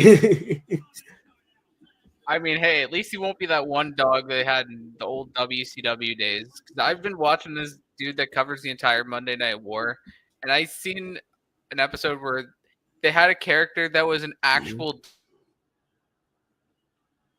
dog that was drinking out of a toilet. I'm not even kidding you. It was so stupid. Was it like an actual dog? WCW. No, it was an actual person acting like a full-blown dog. Are you kidding me? On all fours and everything. I am not kidding you. You couldn't pay me to fucking drink out of a toilet. He also wrestled. He was like on all fours and everything. He acted so ballistic and whatever. I thought Tama Tonga doing that was weird. I don't remember who the wrestler was, but well, I could probably Google it. WCW wrestler acting like a dog. My God, man. Well, I'm gonna search WCW the dog. Watch it be like a guy who turned out to be a main Green, that's who it was. Who? Al Green. That's who played the dog in WCW. Oh my God. I never heard of him, but God, man. I found out about him rewatching the whole Monday Night War. Imagine being a fan back then on the Monday Night War, like you switch from Raw to Nitro, and then all of a sudden there's this fucking dude on all fours drinking out of a fucking toilet. Yeah, I'll go back to Raw, thank you. I'm pretty sure this was still during the Bischoff era too. I might be wrong. That sounded like a Russo thing, but I honestly wouldn't have been surprised if it was a Bischoff thing. Maybe it was a Russo thing. I wouldn't be shocked either. I mean, he had I wouldn't be shocked Jack- either way. They're both pretty he had shitty Jim bookers. Duggan cleaning out of toilets, Like, what the fuck? and to think that he's trying to make wrestling kind of all about him. Like, to an extent, Vince Russo, he has his rare high points, but it's mostly down when you think about him. Yeah, because I made that video reacting to that list that he made, and he made a few good points. Like the Dave Meltzer, like, is your god point. And what was another one? I forget. But it was mainly like praising Dave Meltzer. It was like, okay, I understand that. Like, he's off his rocker. Yeah. And didn't he say something about Japanese wrestling? Yeah, you organism over Japanese wrestling. He spelled orgasm wrong. Oh my gosh. Which is like, I was like, I can kind of understand that, but Japanese wrestling is also pretty cool. So, do I think it's overrated by Dave Meltzer? Yes. But it's also good. Kind of like how AAA is very good, as we saw. Yeah. When they cook, they can cook. The thing is, too, at least no wrestling promotion overuses pole matches, because that seems to be a fetish of Vince Russo booking. That was the thing, too. It's kind of like, you want to say you're a mark if you do this and do that. Dog, you made David Arquette a world champion in a wrestling promotion. You wanted to make Hank Abbott a world champion in WCW in the year 2000. And then he did the Brawl for All, thinking, yeah, we're going to have this one person win. Nah, man, when you have shoot fights, you never know who's going to win. And then what? He had a pipe on a pole. He had a rat on a pole. What? Yeah, a rat on a pole match in TNA. Oh, God. And the thing is, I remember one of the opponents. I think it was Goldust or Dustin Rhodes or whatever. When he was doing the Black Rain gimmick. Mm-hmm. Yeah. And I don't know if this was a Vince Russo thing too, but I know in TNA they had like a blindfold match and it was in like a steel cage. Oh, yeah. Yeah, I know what you're talking about. And then like everyone was booing it, being like, we want wrestling or whatever. Like, this isn't wrestling or whatever. There's also that electric cage match between LAX and Team 3D where the cage wasn't actually electrified and they had to act like they were getting electrocuted. It was stupid. It's like the exploding barbed wire death match, but they had to use pyro. Yeah. Oh, God. I'll never forgive that. I didn't know much about TNA. I've been doing a lot of research on them, like in the last couple of years. I've come to appreciate them somewhat. I didn't even know they went head to head with Raw that one time in 2010 after doing further research. But and it's so crazy for me to think that them partnering with WWE is even a thing after all that. Yeah, no. I remember there was this one wrestler, I think he was like a tag team guy in WWE, like not relatively known. I forget his name, but he was attending a TNA show and then the camera's like focused in on him. Yeah, he was one of the Highlanders. I forget what his name was though. It was like Murdoch or something. Trevor Murdoch? Was that his name? No, it wasn't him. It was somebody else. I just don't remember what their name was. Oh, I forget his name. But yes, it was the Highlanders. And then they fired him and his tag team partner because of it. WWE. Like, what the fuck were you doing going and attending that show? Hey, maybe book me once in a while and I'll fucking not have time to go to a show. Yeah. But it's like, why would TNA show that guy in the crowd anyway? Because they probably knew it would get him in shit. Probably, I guess. Yeah. Kind of as like a gotcha. But then again, AEW didn't do that when like Bailey or like Naomi went to support Mercedes. Yeah. Or like New Japan didn't do it too. Like, why? WWE showed Britt Baker on TV after one of the War Games matches. Yeah, that was like War Games 2018, but AEW wasn't really that big. Like, they had All In, but yeah, like nobody knew how well it was when All In AEW was around. I don't remember though if it was. I think it was 2019, 2020, maybe. No, I thought it was like one of the first War Games matches. Well, it definitely wasn't 2017. No, it was like 2018. Oh, no, I think it was 2019. Because you remember that Ciampa bump where he got? Yeah, and it was like, oh my god, showing concern for Adam Cole because he put him through the table off the top of the War Games. That's right. Yeah, so AEW started being on TV. Yeah, so they did that as a gotcha. But Britt Baker was like over pushed at that time. Mm-hmm. So TK didn't really give a fuck.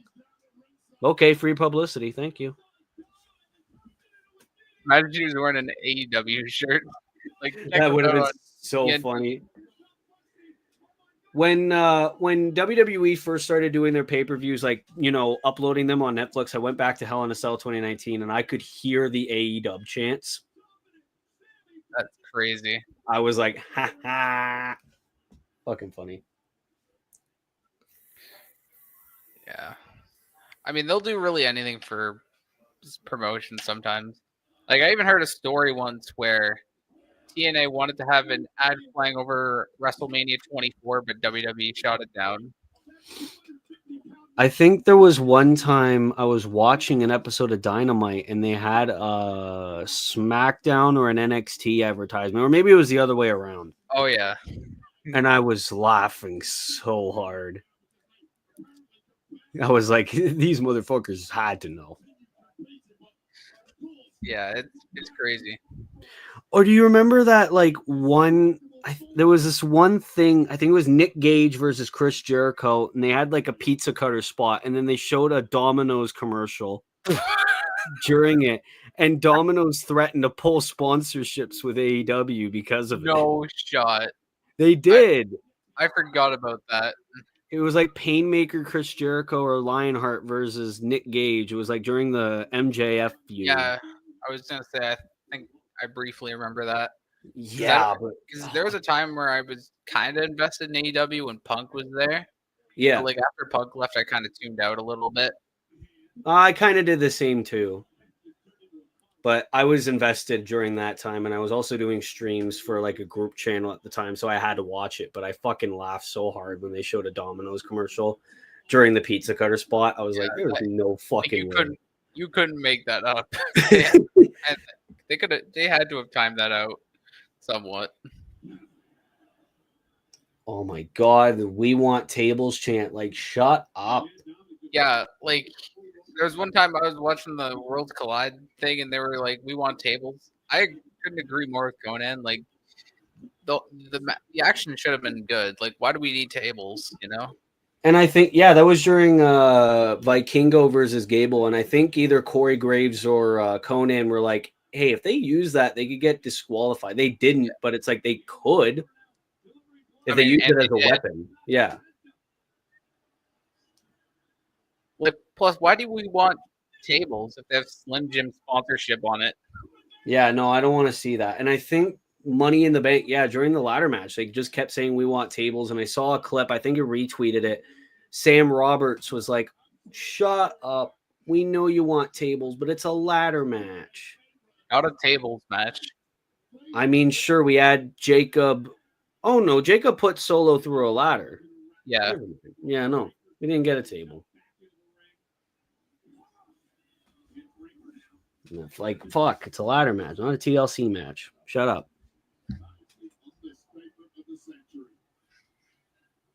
I really don't know who's going to win this King of the Ring match, but don't get me wrong, I wouldn't complain if any of these guys win. I definitely see Braun or Sammy winning this, I feel. I think Sammy should, yeah, like, especially since this is Saudi, I definitely see him probably going finals. Like, Braun, I don't think he's going to get involved in the finish. They're going to want to protect him. Yeah, I because I think they kind of want to have Sammy. Seth be the highlight of the group right now. Yeah. Save Braun and Bronson for whenever their time. I think maybe Sammy like pins Penta. I think. Maybe. Damn. I love that. Braun Breaker is so good at being like athletic. Especially with his size, it's so crazy. Yeah, like you don't think a guy like Braun Breaker would just jump to the top and do that. I will say for the most part, like Raw's been pretty sick. Yeah, like Like, I have high hopes for Jay versus Gunther with the amount mhm. of matches they've had. And especially with Rollins holding Money in the Bank and all these rumors of LA and Seth feuding. Yeah, It's making me think we might get a cash in, especially with the Cash App sponsorship on the briefcase. They're not going to want to keep that like roaming around. but people are probably gonna be upset that they're gonna use up the briefcase too quick. I mean, we've gotten that in recent years. It's just a cliche at this point. Yeah, I mean, Naomi might hold that for a while because I think they might give her like a custom proceed with caution briefcase. Oh, Dom almost won there. I think they're going to give her a proceed with caution briefcase. if okay, the thing I'll be most upset about if Seth like with the briefcase is if Roman or Punk screw him and he loses his catch in. Yeah. Well, I don't think Punk will get involved like now if Rollins were to cash in now because now we know he's focused on Cena. Yeah, you got a good point. Still a chance with Roman. Yeah, because that'd be 2 years in a row that they use the briefcase on a feud that doesn't need any more building. And honestly, with Roman like having a vacation and all that, and if Rollins wins the world title, you could have Rollins versus Reigns for the belt. Yeah, you could. You could, even if they had Rollins retain due to shenanigans. You could do that. Because the brand split don't mean shit no more. Because you have Raw guys showing up on SmackDown and vice versa. Yeah, we got a SmackDown, well, technically a free agent versus a Raw guy for a SmackDown title at Night of Champions. Brand split don't mean shit no more.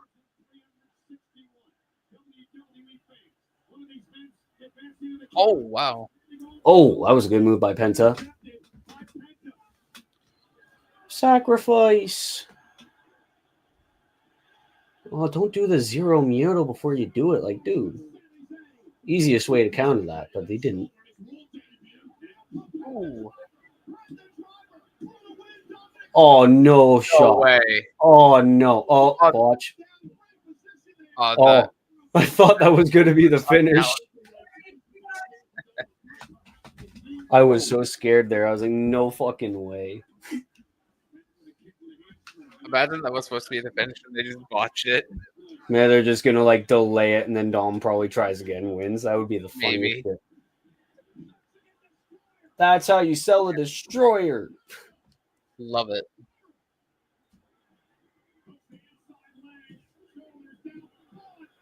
Oh, I thought they were going to have Dom grab the bottom rope there. I was waiting for it. Do rope breaks even count in four-way matches or just multi-man matches? Oh, actually, yeah. No, they don't. I know in 2K randomly they do. Yeah, I don't get that at all. Pisses me off because you could have like a great finish in a four-way and then it's like, oh, rope break. It's like, it's a fatal four-way match. Fuck off. I think they actually did that in our recent Raw. I think they did that. Yeah. Yeah, I was gonna upload it. I did yesterday, and then I noticed that I guess they caught a glimpse of CM Punk's old theme, so I had to take it down. I'm gonna have to go through and edit it again. I noticed I also didn't cover up a spot in the video. Oh yeah. Night. Oh, that's how we're getting the feud. He just cost Breaker the match. Yeah. Yeah, this is how we're getting the Rollins and LA Knight feud. Okay, I like this. I'm on board with this. Okay. Fans went nuts for that. Oh, Sammy win. Yeah, Sammy's got this now. There we go. And he pinned the Intercontinental Champion, so that's a way to get a feud going, possibly. I guess, yeah. Wow. Oh, yeah, that's right, because LA Knight got attacked by Seth and the group on SmackDown. He wanted revenge. And then because Rollins, I think, like, last attacked LA Knight before he won the briefcase. So makes sense. That pop. Man. Honestly, even if Rollins doesn't cash in tonight, you could try to have LA Knight versus Rollins for the briefcase. Maybe. Maybe. Because they did that a couple times when they put the briefcase on the line.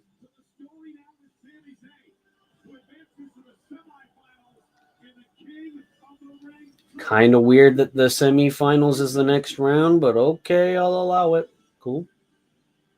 I mean, they have like what 2-3 weeks to build to this show. Pretty much, they're gonna need to like speed these up. I'm here with AJ Styles and AJ. Congratulations on that victory earlier. Massive win for you over Chad Gable. You can tell you're so fired up. So talk to me. Tell me where you're at.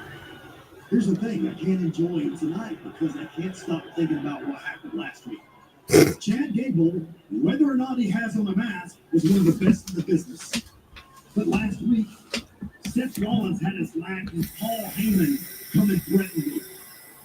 And we know Dirty Dom and the Judgment Day, they're still running their mouth. Listen, I don't care how they conduct their business. But if you're going to disrespect AJ Styles, I'm going to punch you in the mouth. If you don't believe me, go ask Gable. On second thought, I think I'll go tell him myself. Thanks so much. I swear, if this leads to a one-on-one AJ Styles El Grande Americano match, I'm gonna cry. Oh my gosh, bro! I have my goat lose again to El Grande. Oh. The heck?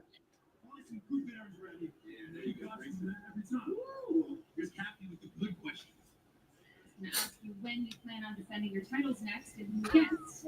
Yeah, I mean, good question. They keep saying, "Oh, you gotta beat this team. You gotta beat that team."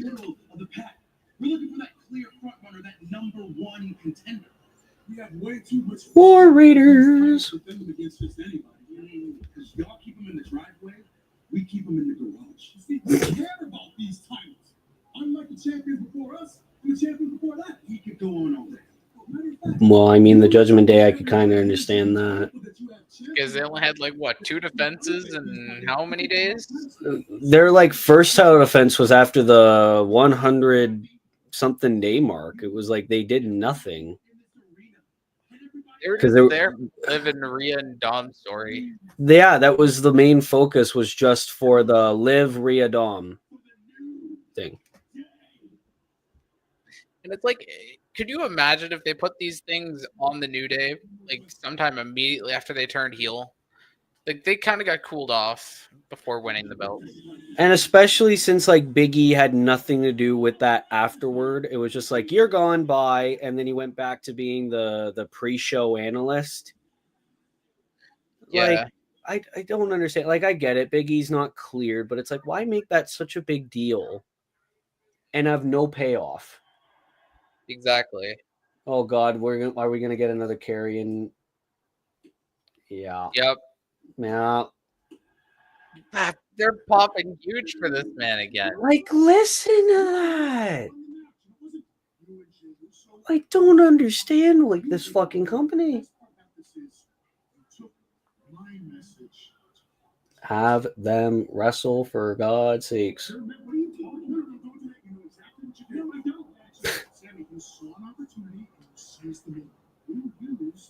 LA Knight to get ahead.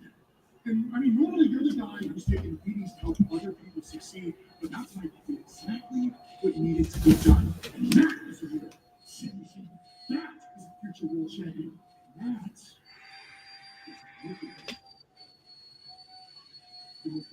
now, you wanna know why I won that match? Please. Because I was good enough.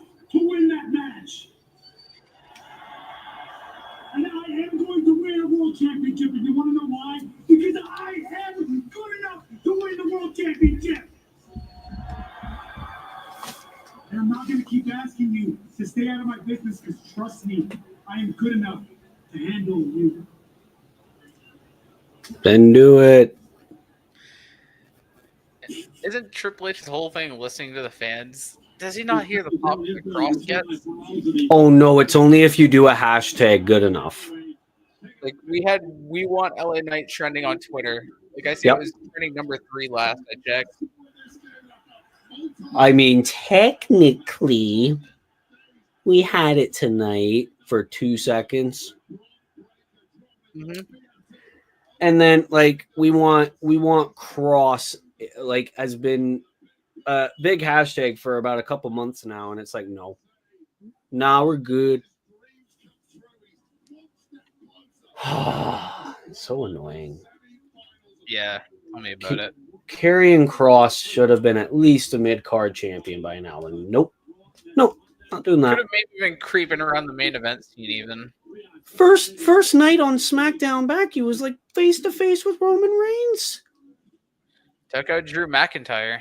Yeah, took out Drew McIntyre and then told Roman Reigns, "Hey, you're almost done, buddy." And it's like, nope. Would have been great to see Karrion and Roman at least feud. At least with Karrion as a tweener, Roman as a full-blown heel. Would have been great. Didn't do it. Like, could you imagine Karrion Kross having this gimmick when he first came back where he manipulates people? Like, don't get me wrong, it's cool, but he just hasn't been wrestling much. I know. And then we keep having this whole Sammy and Karrion Kross little thingy-ma-bomb backstage segments. And it's just like, what's the point if you're not going to have a payoff? Because they've been feuding ever since before the Rumble. They haven't wrestled once. Karrion screwed off and focused with AJ. Now he's focusing on Sammy again. Like, I don't understand. Oh, and this pisses me off too. WrestleMania going back to Vegas. Yep. That's another thing that The Rock got involved with that aged like milk.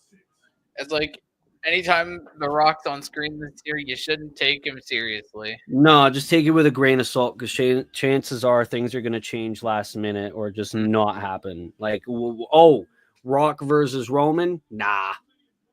Rock getting involved with Cena's heel turn? Nah. WrestleMania in New Orleans? Nah. Like, wow, that's like 0-3 on promises. There's probably more if I think about it.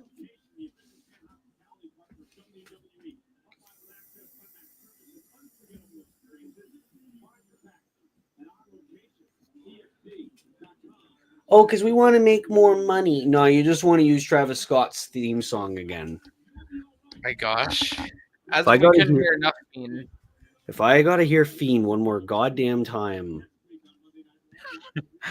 Not like we had to hear it like 5 times over when he had to come out during the main event. I was so scared for Money in the Bank. I was slightly too. Man, at least we got Truth instead. Yep. Well, Oscar video package. Hey, you already ruined it. If only she wasn't on the bracket earlier in the night. If only she was the mystery woman and she got revealed next week. Would have been great. Then again, the dirt sheets probably would have reported it anyway, and then it would have been. Yeah, because they always like to leak things. Yeah, it's like, plans are for Asuka to come back next week and be in that fatal 4-way. It's like, why? I'm shocked they haven't already, quote unquote, leaked the mystery man for the Raw side. Bring him Ilya Dragunov. I think people may know that. Yeah, it's like, it's going to be Ilya Dragunov. It's going to be Karrion Kross. It's going to be, I don't fucking know who else is on Raw. Ludwig Kaiser. Yeah. Oh, TNA with their timing again. Check out the complete history of Ron Killings and TNA. Channel. I love how TNA is so fast to like post things like that. Yeah. It's awesome.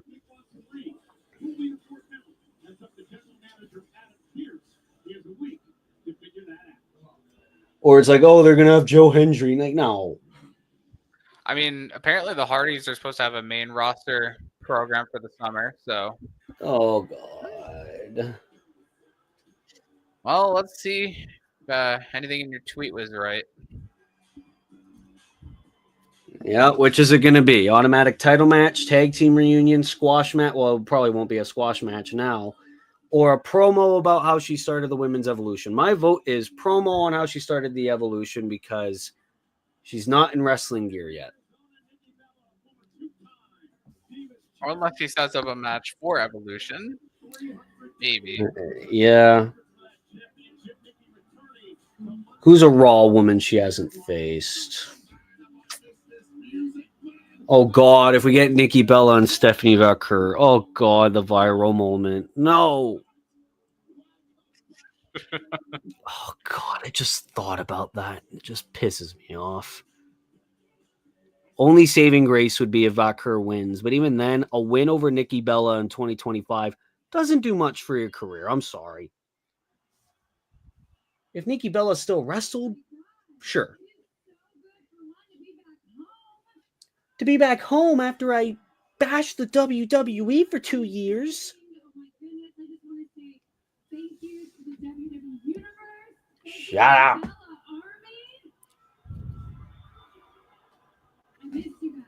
No, you didn't. You need money. Sorry. Diva stands are going to kill me if they come across this video. Probably. Oh my God. Oh, yep. Evolution. Oh, yeah, Evolution. Insert Io Sky. Oh gosh.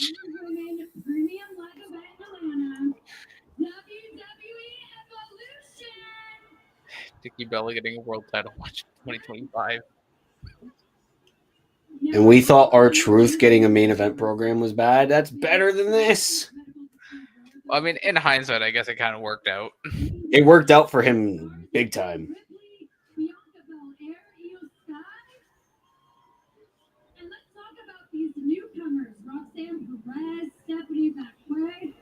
Stephanie Vaquer.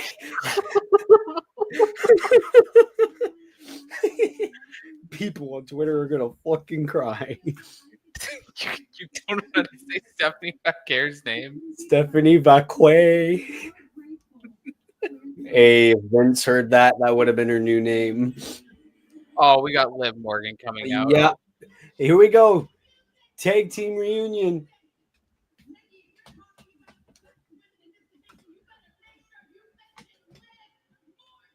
Okay, well, this is automatically Liv's best promo in 2 years.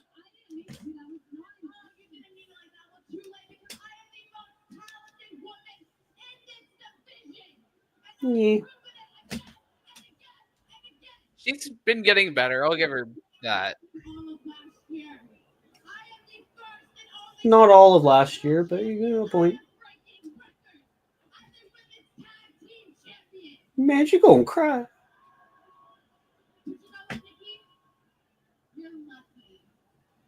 You're lucky I wasn't around during your career because I would have been champion and beaten you then too. But you know what? I was talking. I realized why you didn't mention me. You didn't mention me because you're jealous of me. You're jealous of me because I have everything that you don't. I have respect. I have a championship. And I have a man. Oh, God damn.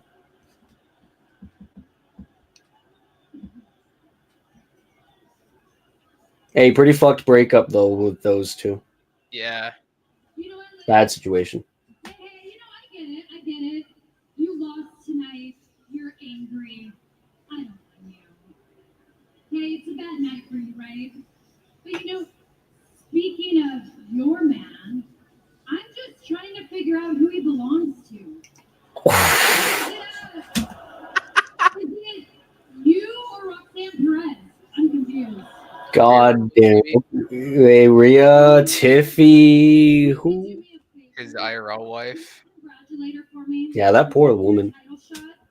That's like what, 5? For taking your title shot and your man? You can say whatever you want, because I'm still a champion. And all you'll ever be is a reality show diva. Oh, okay. Oh, and okay, that was actually kind of cool.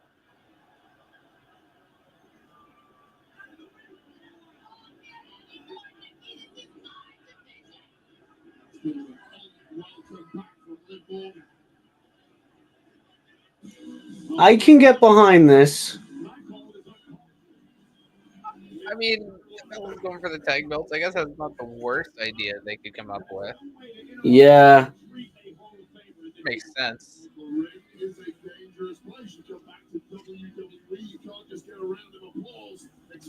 I'm just glad that they didn't automatically give her a world title shot. I was so scared for a second there. Especially after they she mentioned like Io Sky, and then after that, like Kyrie saying thing, "Are you okay?" And Kyrie basically told her to go fuck herself. Like I thought they were gonna do that.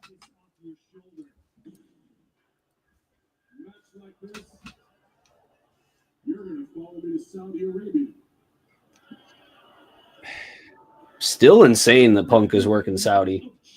After what he said about them too, all those years ago.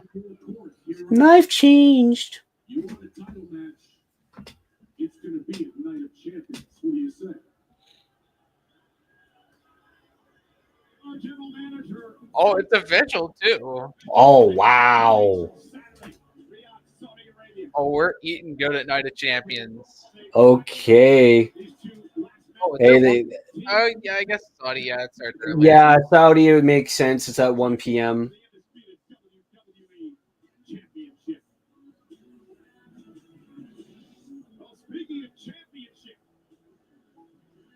Oh, I guess it's Jey Uso versus Gunther time. Main event time. Man, I keep forgetting these shows are 2.5 hours now. I bet Triple H enjoys these 2.5 hour shows because Netflix is flexible with like time and everything, Yeah. so they can have them run as long as they want.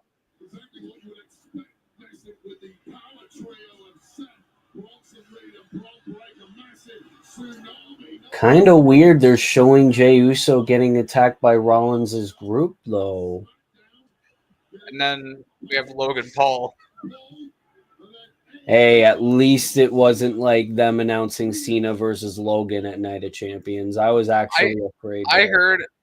I was watching Santi Zap's video earlier, predicting the Night of Champions card. He was talking about Logan Paul getting interfering in this match, and I'm hoping that he doesn't. Logan Paul does not need to be in the world title picture anymore. Yeah, I really hope not. I know it's just a man's opinion, but I really hope that doesn't come to fruition. I mean, I kind of can't take Santi Zap serious anymore. Like, I saw that one, like, I think it was like predicting WrestleMania 42 way in advance. Yeah, and he wanted what? It was the Paul brothers versus the Lucha brothers, I'm pretty sure. No. I don't remember what it was. It was a tag match with Jake Paul anyway. Yeah, I do remember that. And I'm like, what the fuck? And then I never in a million years. And I keep seeing these like TikTok videos of him like clowning on Sami Zayn for no reason. Like, Santi, aren't you Canadian?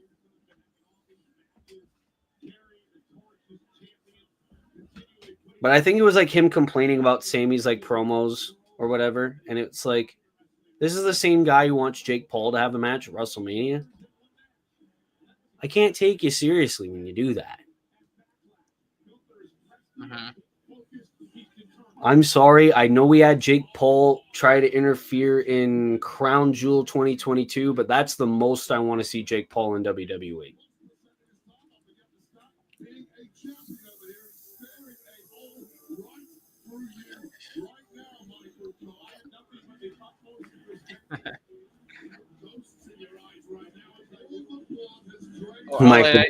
LA Knight just posted on his Twitter 3-2. I guess he's indicating that he's got Bronson and Seth to go.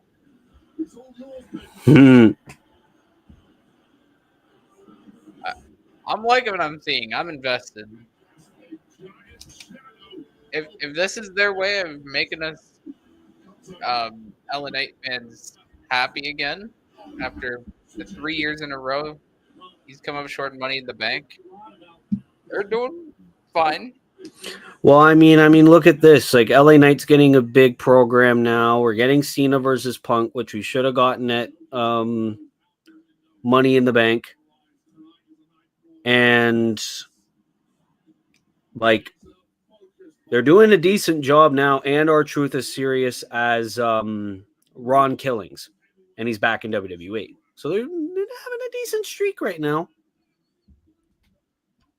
Yeah.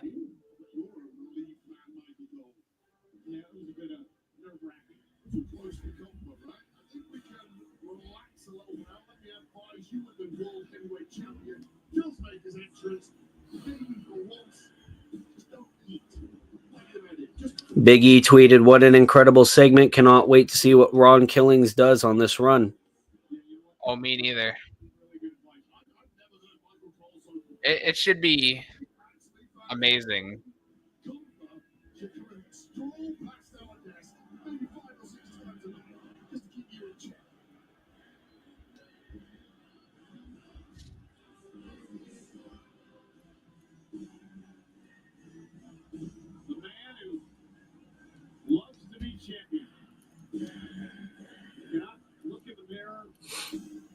See himself without a championship. Most of his career he's held gold.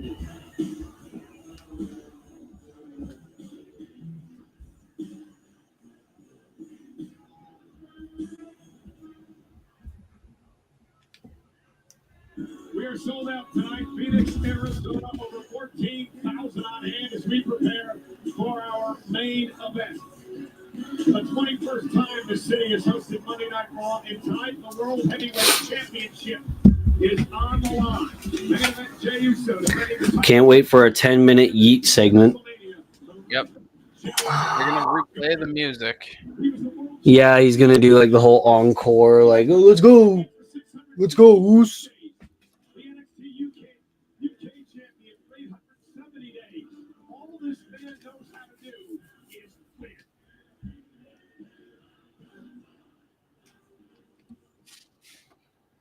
The mystery participant, Mr. Iguana.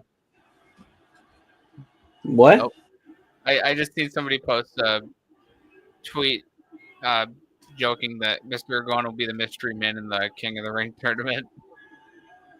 That would actually be pretty funny. It would be. I agree. Like, it's kind of ironic that Mr. Iguana got a video package on Raw. Mm-hmm. Yo, Jay's got a son with him? Oh, shit. Okay.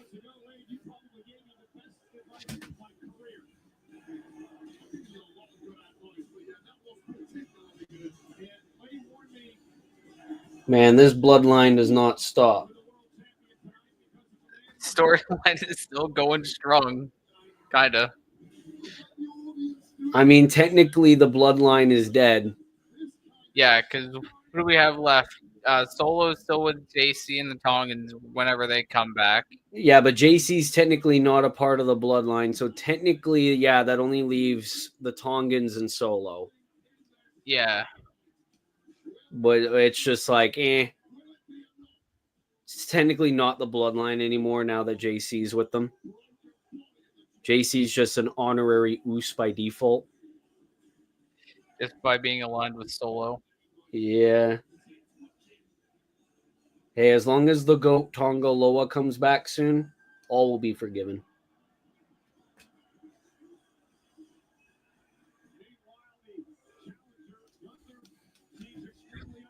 And he'll probably be as botchy as ever.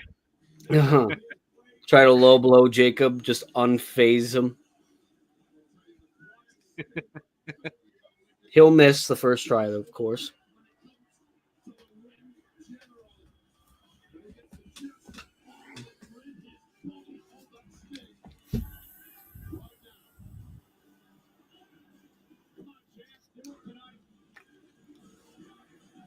Four letters, one word.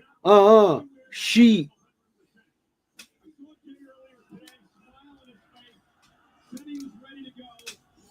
I will say though, this has probably been the best Raw in 2025 by default. Yeah, not bad. No, Definitely I going to be intrigued if Seth takes a liking to this match. yeah, Maybe. like I expected to come to this show and fucking complain the entire time. I gotta say, it's been pretty good. Because we've had the King Queen of the Ring stuff. Yep, Like they've had some good stuff in between. pretty I would say. intriguing Liv and Nikki promo. And I the didn't mind that. and the Ron Killings thing too, which is pretty cool. Oh yeah.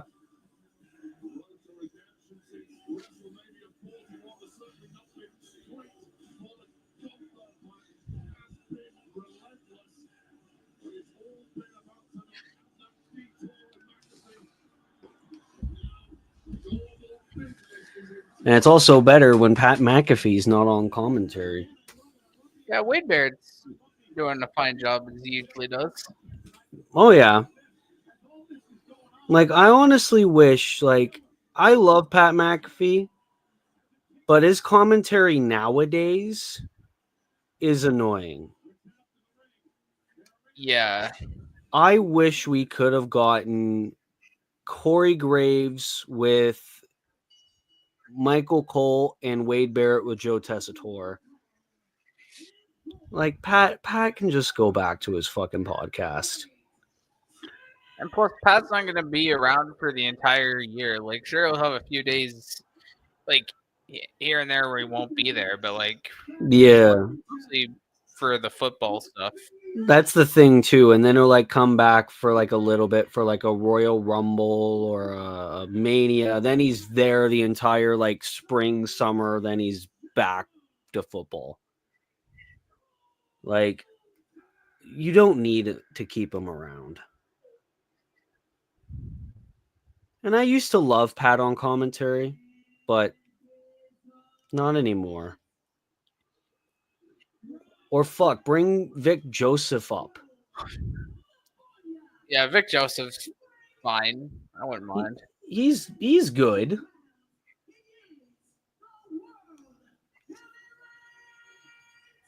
But he's more of like a play-by-play. So Yeah, that's kind of what his role is.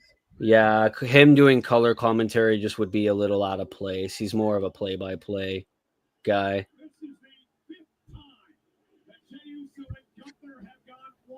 Fifth match, man.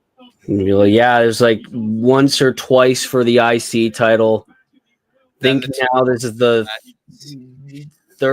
second Yeah. time? Yeah, third for the world because Saturday night's main event WrestleMania now here. Yeah. I definitely don't see a clean finish. I don't see why they'd have Gunther lose clean. No, I think we're getting some either a full-blown cash in or a tease. Or we're just gonna get interference from somebody else that kind of ruins the match, throws it out. Yeah. Fucking Christ. I swear if it's Logan Paul and then we get Jay Logan at Night of Champions, I will cry. Maybe Gunther can still be in the title picture. Yeah, I mean, I wouldn't mind a triple threat, Jay Gunther. But they might overdo it. Like what they have actually maybe they wouldn't. I don't know, because I thought there was another triple threat match. Maybe I'm wrong. I don't know if there's another triple threat match announced for Night of Champions, no? Yeah, I don't think so. The only likely one would probably be whatever IC like they decide. Maybe Dom, AJ, Finn? No, they wouldn't do that. I mean, they also have the Damian Priest Jacob Fatu thing seeds planted over on SmackDown. Yeah, but I see that more as a SmackDown match. Yeah, maybe. Like if anything, like if they were to do US title on pay-per-view, they would obviously do Solo Jacob, but I think they're gonna like wait that out for SummerSlam. SummerSlam, yeah. Yeah. I don't think Solo will dethrone Jacob though. I think they're gonna want to make Jacob like the superior guy. have him retain. Really Maybe makes go me, through like the Tongans and JC to get there. yeah, really makes me think who dethrones Jacob. Maybe if the draft happens and they split Braun away from the Seth group, maybe Oh, Braun. well, I don't know. I feel like Braun's in the group for the long term. Like they're not gonna bring him Yeah. anytime soon, obviously. Yeah, I don't know. And also, I think after Braun's done with this group, then that's gonna like bring him to the world title picture. Yeah, Just trying to get him ready. like, oh my gosh, Jacob versus Braun would be awesome. It would be, but I think that's more of a Mania match, honestly. I think that's what they're Yeah, it going to has try to to be, make right? it right for. Yeah, like a main event, like Braun as world champion. Let's say Jacob somewhere down the line wins a Rumble or Chamber, and then we get that. Like, that'd be sick. That'd be sick. Just That'd to be think awesome. about. Maybe like 2 years down the line, we'll probably get it. 2-3 years.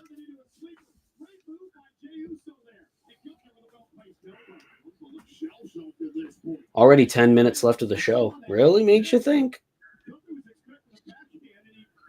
Yeah. Well, sometimes they go overtime, so I don't know. Heist of the century, 2 days after winning the briefcase. We listen to the fans totally. Well, I wouldn't mind if Seth were to win the belt. It's just if he were to get screwed out of the cash in or whatever. But then again, we know Triple H likes to stretch out and tease these cash ins, but they never happen.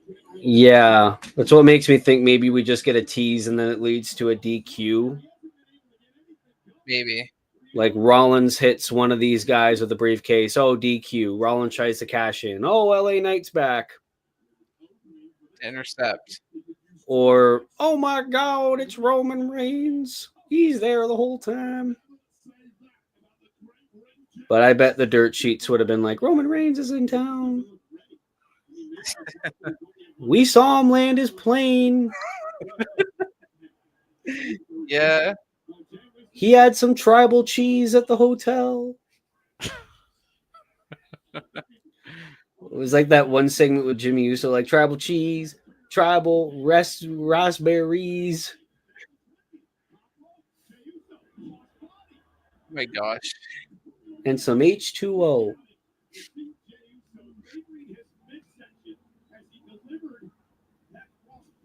God, Jimmy in the bloodline. Take me back to those times. Take me back to the serious days of the bloodline, man.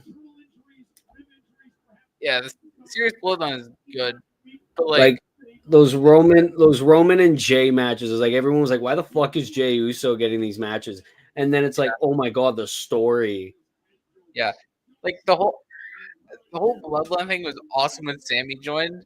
Where it's like Jay's not feeling very boosty.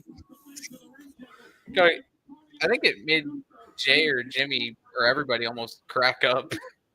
I think they made like everyone in that ring crack up. Like Jimmy was laughing, Jay was trying so hard not to laugh. Paul was just like fucking dying in the middle of the ring. But even before Sammy joined, it was like when Roman and Jay wrestled, and then you had Jimmy who was still hurt, just getting involved. Yeah. It was like, man. And that was when they really tried to solidify Roman as a heel, and that feud really helped Roman's heel run. So yeah, it's like Jay could go in a main event program, but again, I'm just not over the yeet. Yeah, like it just ruined it. I get it. You're gonna want to give him a catchphrase and a chant. What was wrong with ooh so? Like, I don't know. Like the whole yeet thing was so 2016, 2017, whenever it was cool. It was like the Vine thing. They did like the dance, y'all yeet. Logan Paul did it in the diss track once, I think. Like, I think even Logan Paul said that in a promo. Oh, I originated the yeet. Y'all yeet. Like, Goodness gracious, man. Stop. That's the thing. It's like I love Jey Uso, don't get me wrong. And I know people are gonna like call me Jey Uso's #1 hater. I'm not. I just hate the fucking catchphrase. That's it. I would have loved to see the Jey Uso from 2020 to 2023 be world champion. But I don't know. This catchphrase kind of ruined it for me. I mean, I think a lot of people still remember the whole Uso versus Uso match at Mania, and they don't like him because of that. Maybe. I didn't even mind it at the time. Sure, it was the worst on the card, but the hate was kind of overdone. I mean, I can get the criticism though. Like, I could because it was like super kick, splash. I think there was a low blow in there. All something that. Like that. Should have gave them a stipulation. Yeah. Could have saved it, especially since during the Bloodline Rules match, you had Jay spear Jimmy through a table. You could have had that be the finish of the Uso versus Uso match if you made it a Falls Count Anywhere match. That would have been pretty sweet. Yeah, it could have been.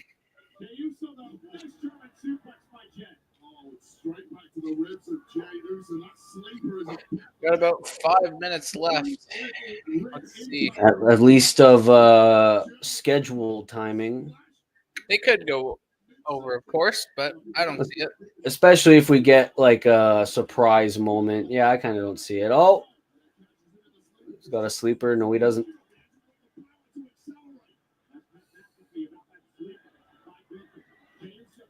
Oh, man. God damn. Where is my man, Ludwig Kaiser? Probably still cutting backstage or promos during the break. Oh, did he have a backstage promo?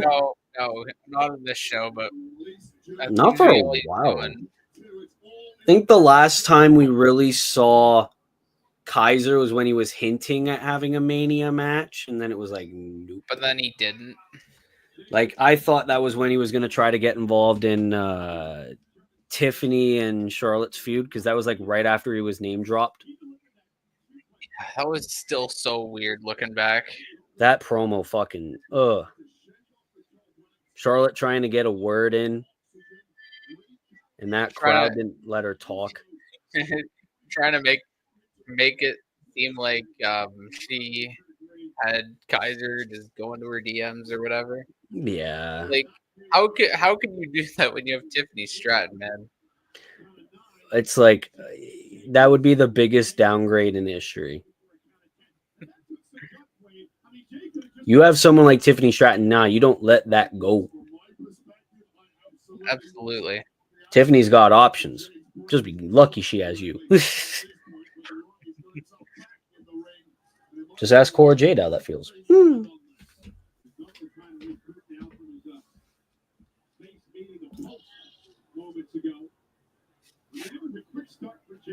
Commercial break when we got 4 minutes left of the show. Pretty interesting.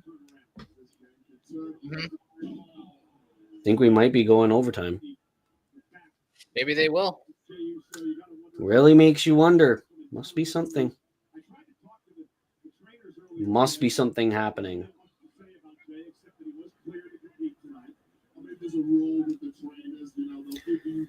Hey, I'm all for Seth cashing in, but just as long as it's not Logan Paul just costing him, and it's like, oh, Night of Champions.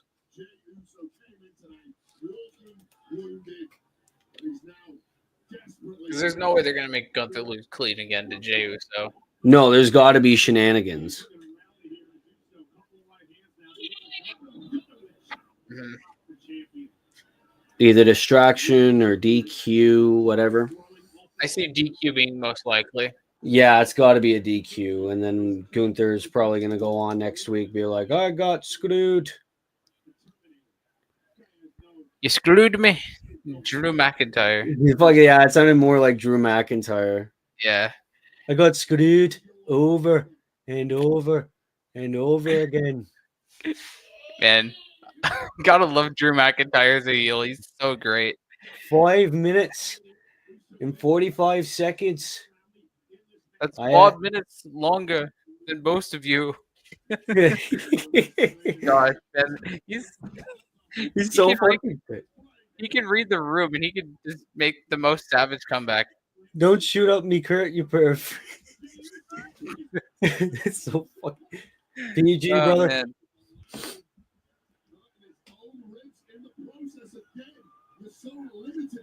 You're straight edge, and yet you spend all your time in rehab. That was so fucking good. Take me back to the day. Actually, don't. Punk's getting a world title shot. Don't take me back. Not yet, anyway. plus I mean Drew's on vacation, I guess, after the priest Well, feud. he's got a injury, I heard, too. Minor Yeah. one, but still a vacation. He needs it. He carried that fucking company for the past year. Yeah, I think he even retired a bit earlier than he wanted to too. So I think he deserves it. Well, it's like they kind of needed like more main event guys in Mania season, especially since they wanted to give him like that Damian Priest match. Give him Yeah. something. I mean, I think we talked about it too at school. Like we didn't really agree with it at the time, but They definitely cooked and they changed their minds about it. it wasn't really that bad. Like the build and the match at Mania wasn't that bad. Like they still did the board at work thing. Classic Drew McIntyre. Fucking loved that.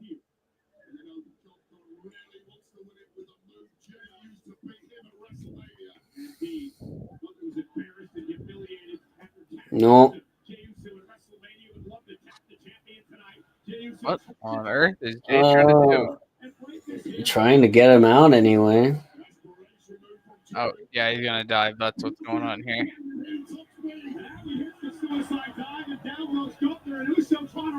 Both men are down. 10:30. We definitely got some shenanigans at play here. I think. Burn it down. I don't know. Yeah, we're at 10:30 right now. Shit's got to happen. I mean, if this was cable, they probably would have been like, nope. Yeah, because they'd have a time to end, but Netflix they can just end at any time. They Yeah, still won't be, we would have had like Sportsnet plays of the month playing right now. probably. No mercy, no remorse. You want a complete absence of malice? You get to the top, your mind has to be a compassion-free zone, and that is something Gunther excels at. Gunther top roll, Oh. got his knees up. It didn't really look like he got his knees up there. Spear. Oh, Flash. Oh, No, he's gonna be God. clean. Oh, okay. Yeah, I honestly thought that was gonna be a clean finish there. So did I for a second. It's kind of scared there for a second. It's like you are not gonna have Gunther's stock crash just like that. Two losses in a row to Jey Uso is not very good for Gunther, even though Jey is the champion. But Forget that. 2 clean losses in a row. Mania was clean.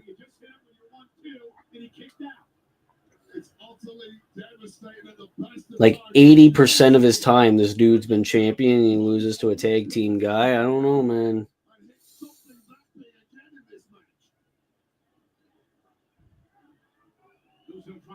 Oh, is he gonna go for it again? Yeah, it looks like he's going for another spear. Oh, be funny if it's a clothesline counter. Be pretty sick. Both men are down. Next thing you know, burn it down, please. Oh, but called it. Oh, Gunther didn't go down. Oh, oh no, no. Not a roll up. Oh, classic roll up. That would have been funny. Oh, no, Shaw. no, He's not gonna tap. Don't. Okay, I was gonna be like, no, don't do the fucking tap out again. Gunther's kryptonite's a rear naked choke. Even though it's his own move. You stole my move.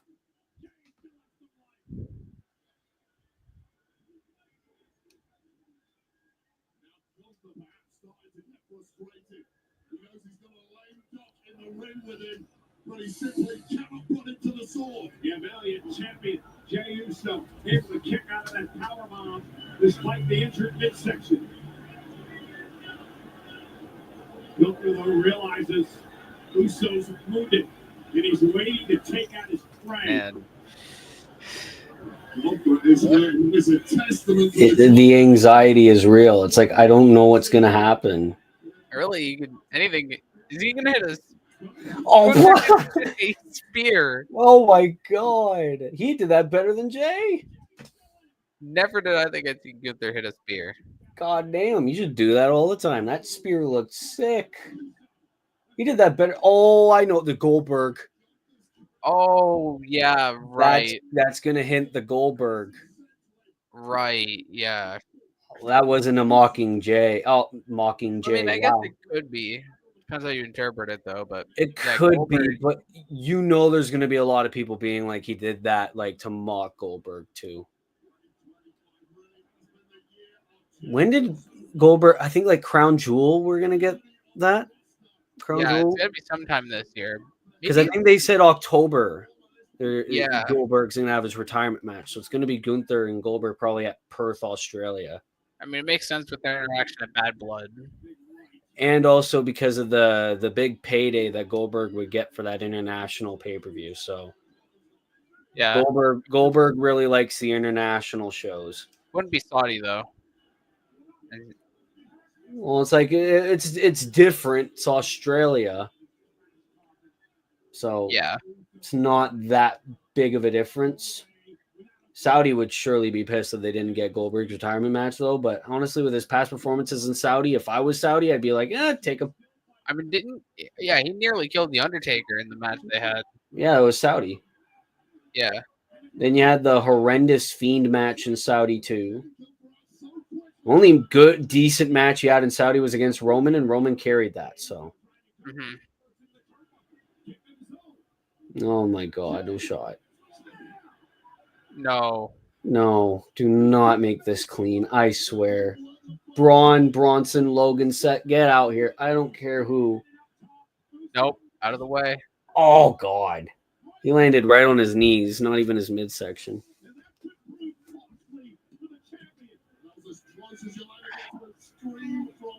Jesus, oh.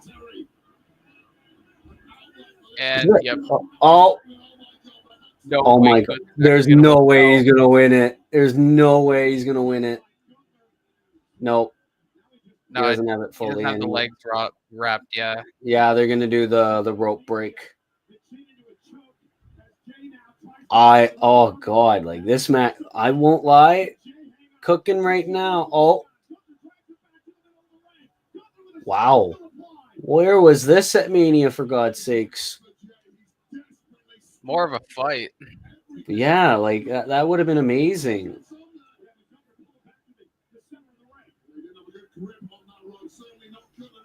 Wow. Oh, now he's got the legs wrapped. Oh, no, but what if Jay breaks out and does like the Cody finish too? Does the roll up into the pin? Please, no. I mean, like, there's not a lot of time. Like, this could go either way.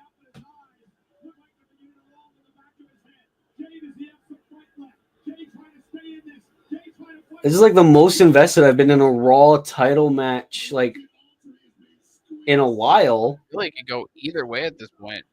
Like, this isn't bad. Like, but I'm also kind of scared for Gunther if he wins the title back, because Rollins could just cash in. Oh, now the elbows. Oh, no. No shot, bro. No, don't do this. He doesn't have it fully locked in, but I'm scared. Oh, come on, man. No. Don't. Okay. Wow. Bro, they're just trading sleeper holds at this point. Hey, man, I'm not complaining.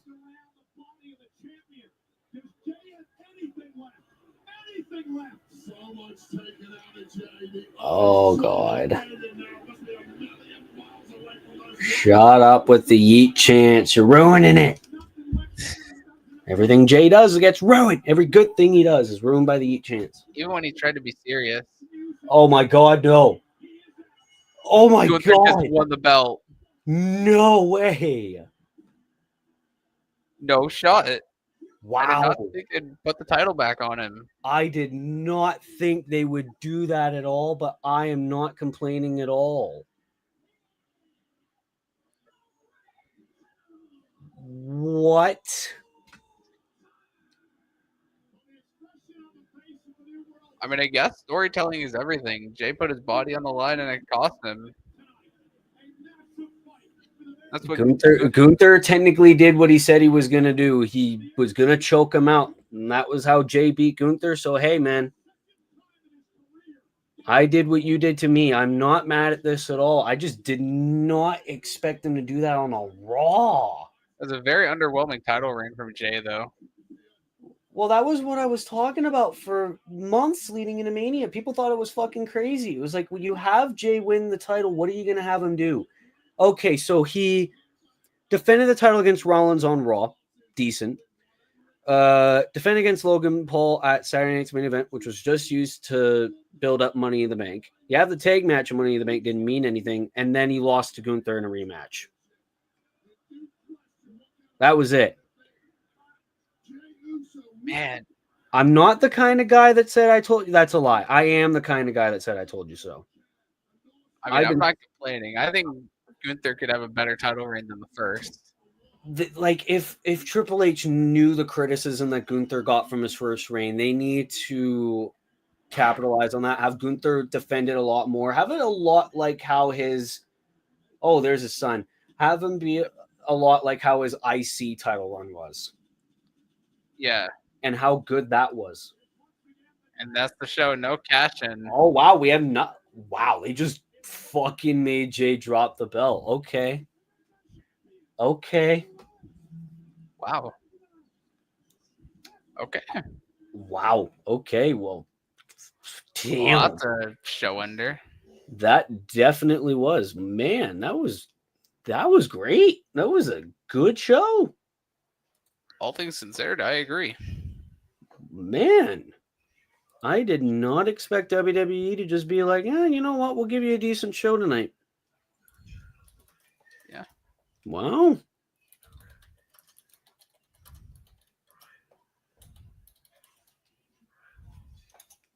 Not a bad rating for me. Not complaining either. No, I just did not expect them to just be like, yeah, you know what? We'll give Gunther back the belt. I thought there was going to be some shenanigans there. Seems like Rollins is going after the WWE Championship at this point. Has to be, right? Surely. Like, if that's all he's going to do. I'm not complaining, though, by any means. I'm not either. It's just got me intrigued of what they're going to do.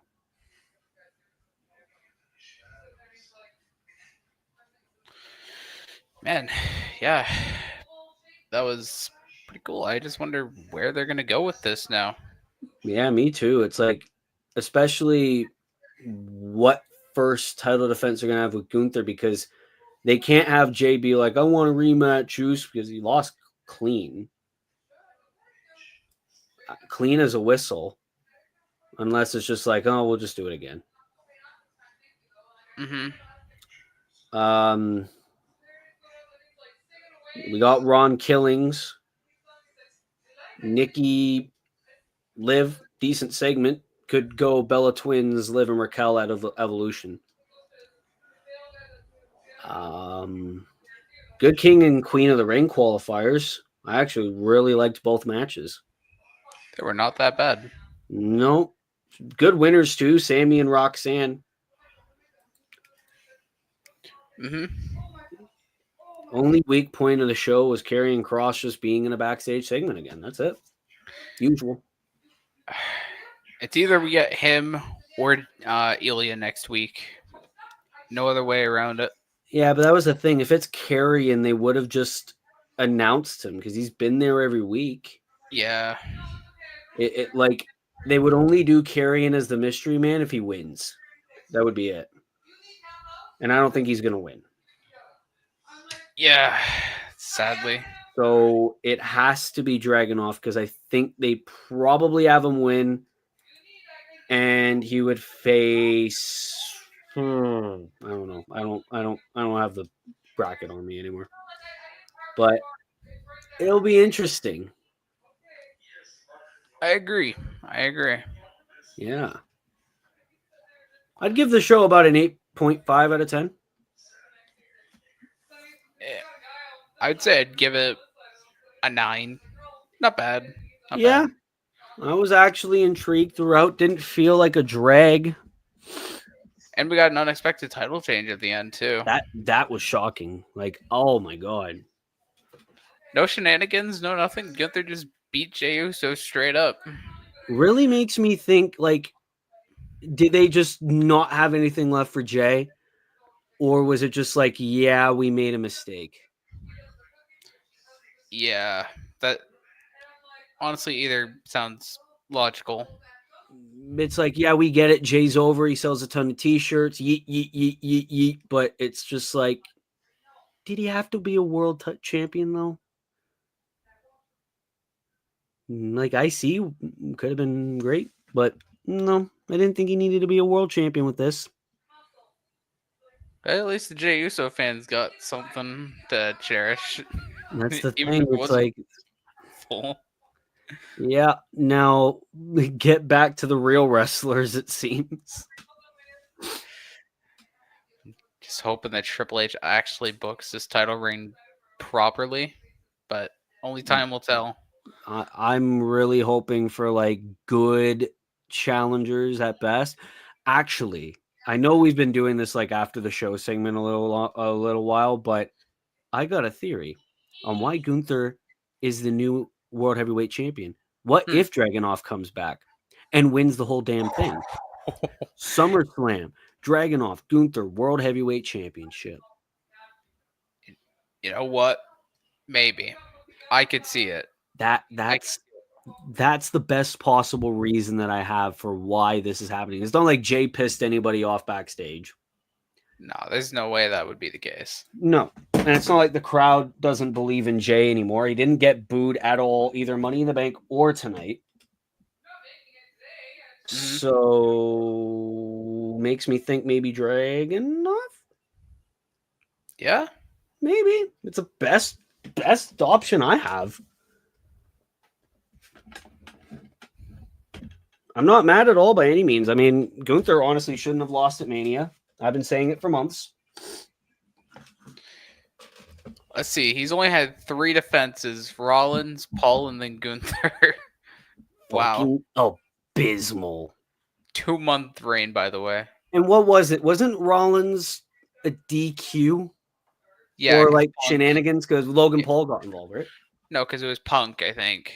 Oh, yeah. And then Paul, we obviously had the interference with Rhodes and Cena. And then Gunther was just clean. Man. Only way Jay won was interference. Maybe Logan Paul was right. Although Logan Paul's one to talk, he can't really win clean himself. True. No shenanigans either. I'm shocked. Very good Raw tonight, though. Yeah, it was. Easily probably best Raw of 2025. I'd say that, arguably. I would have to agree with you. Yeah.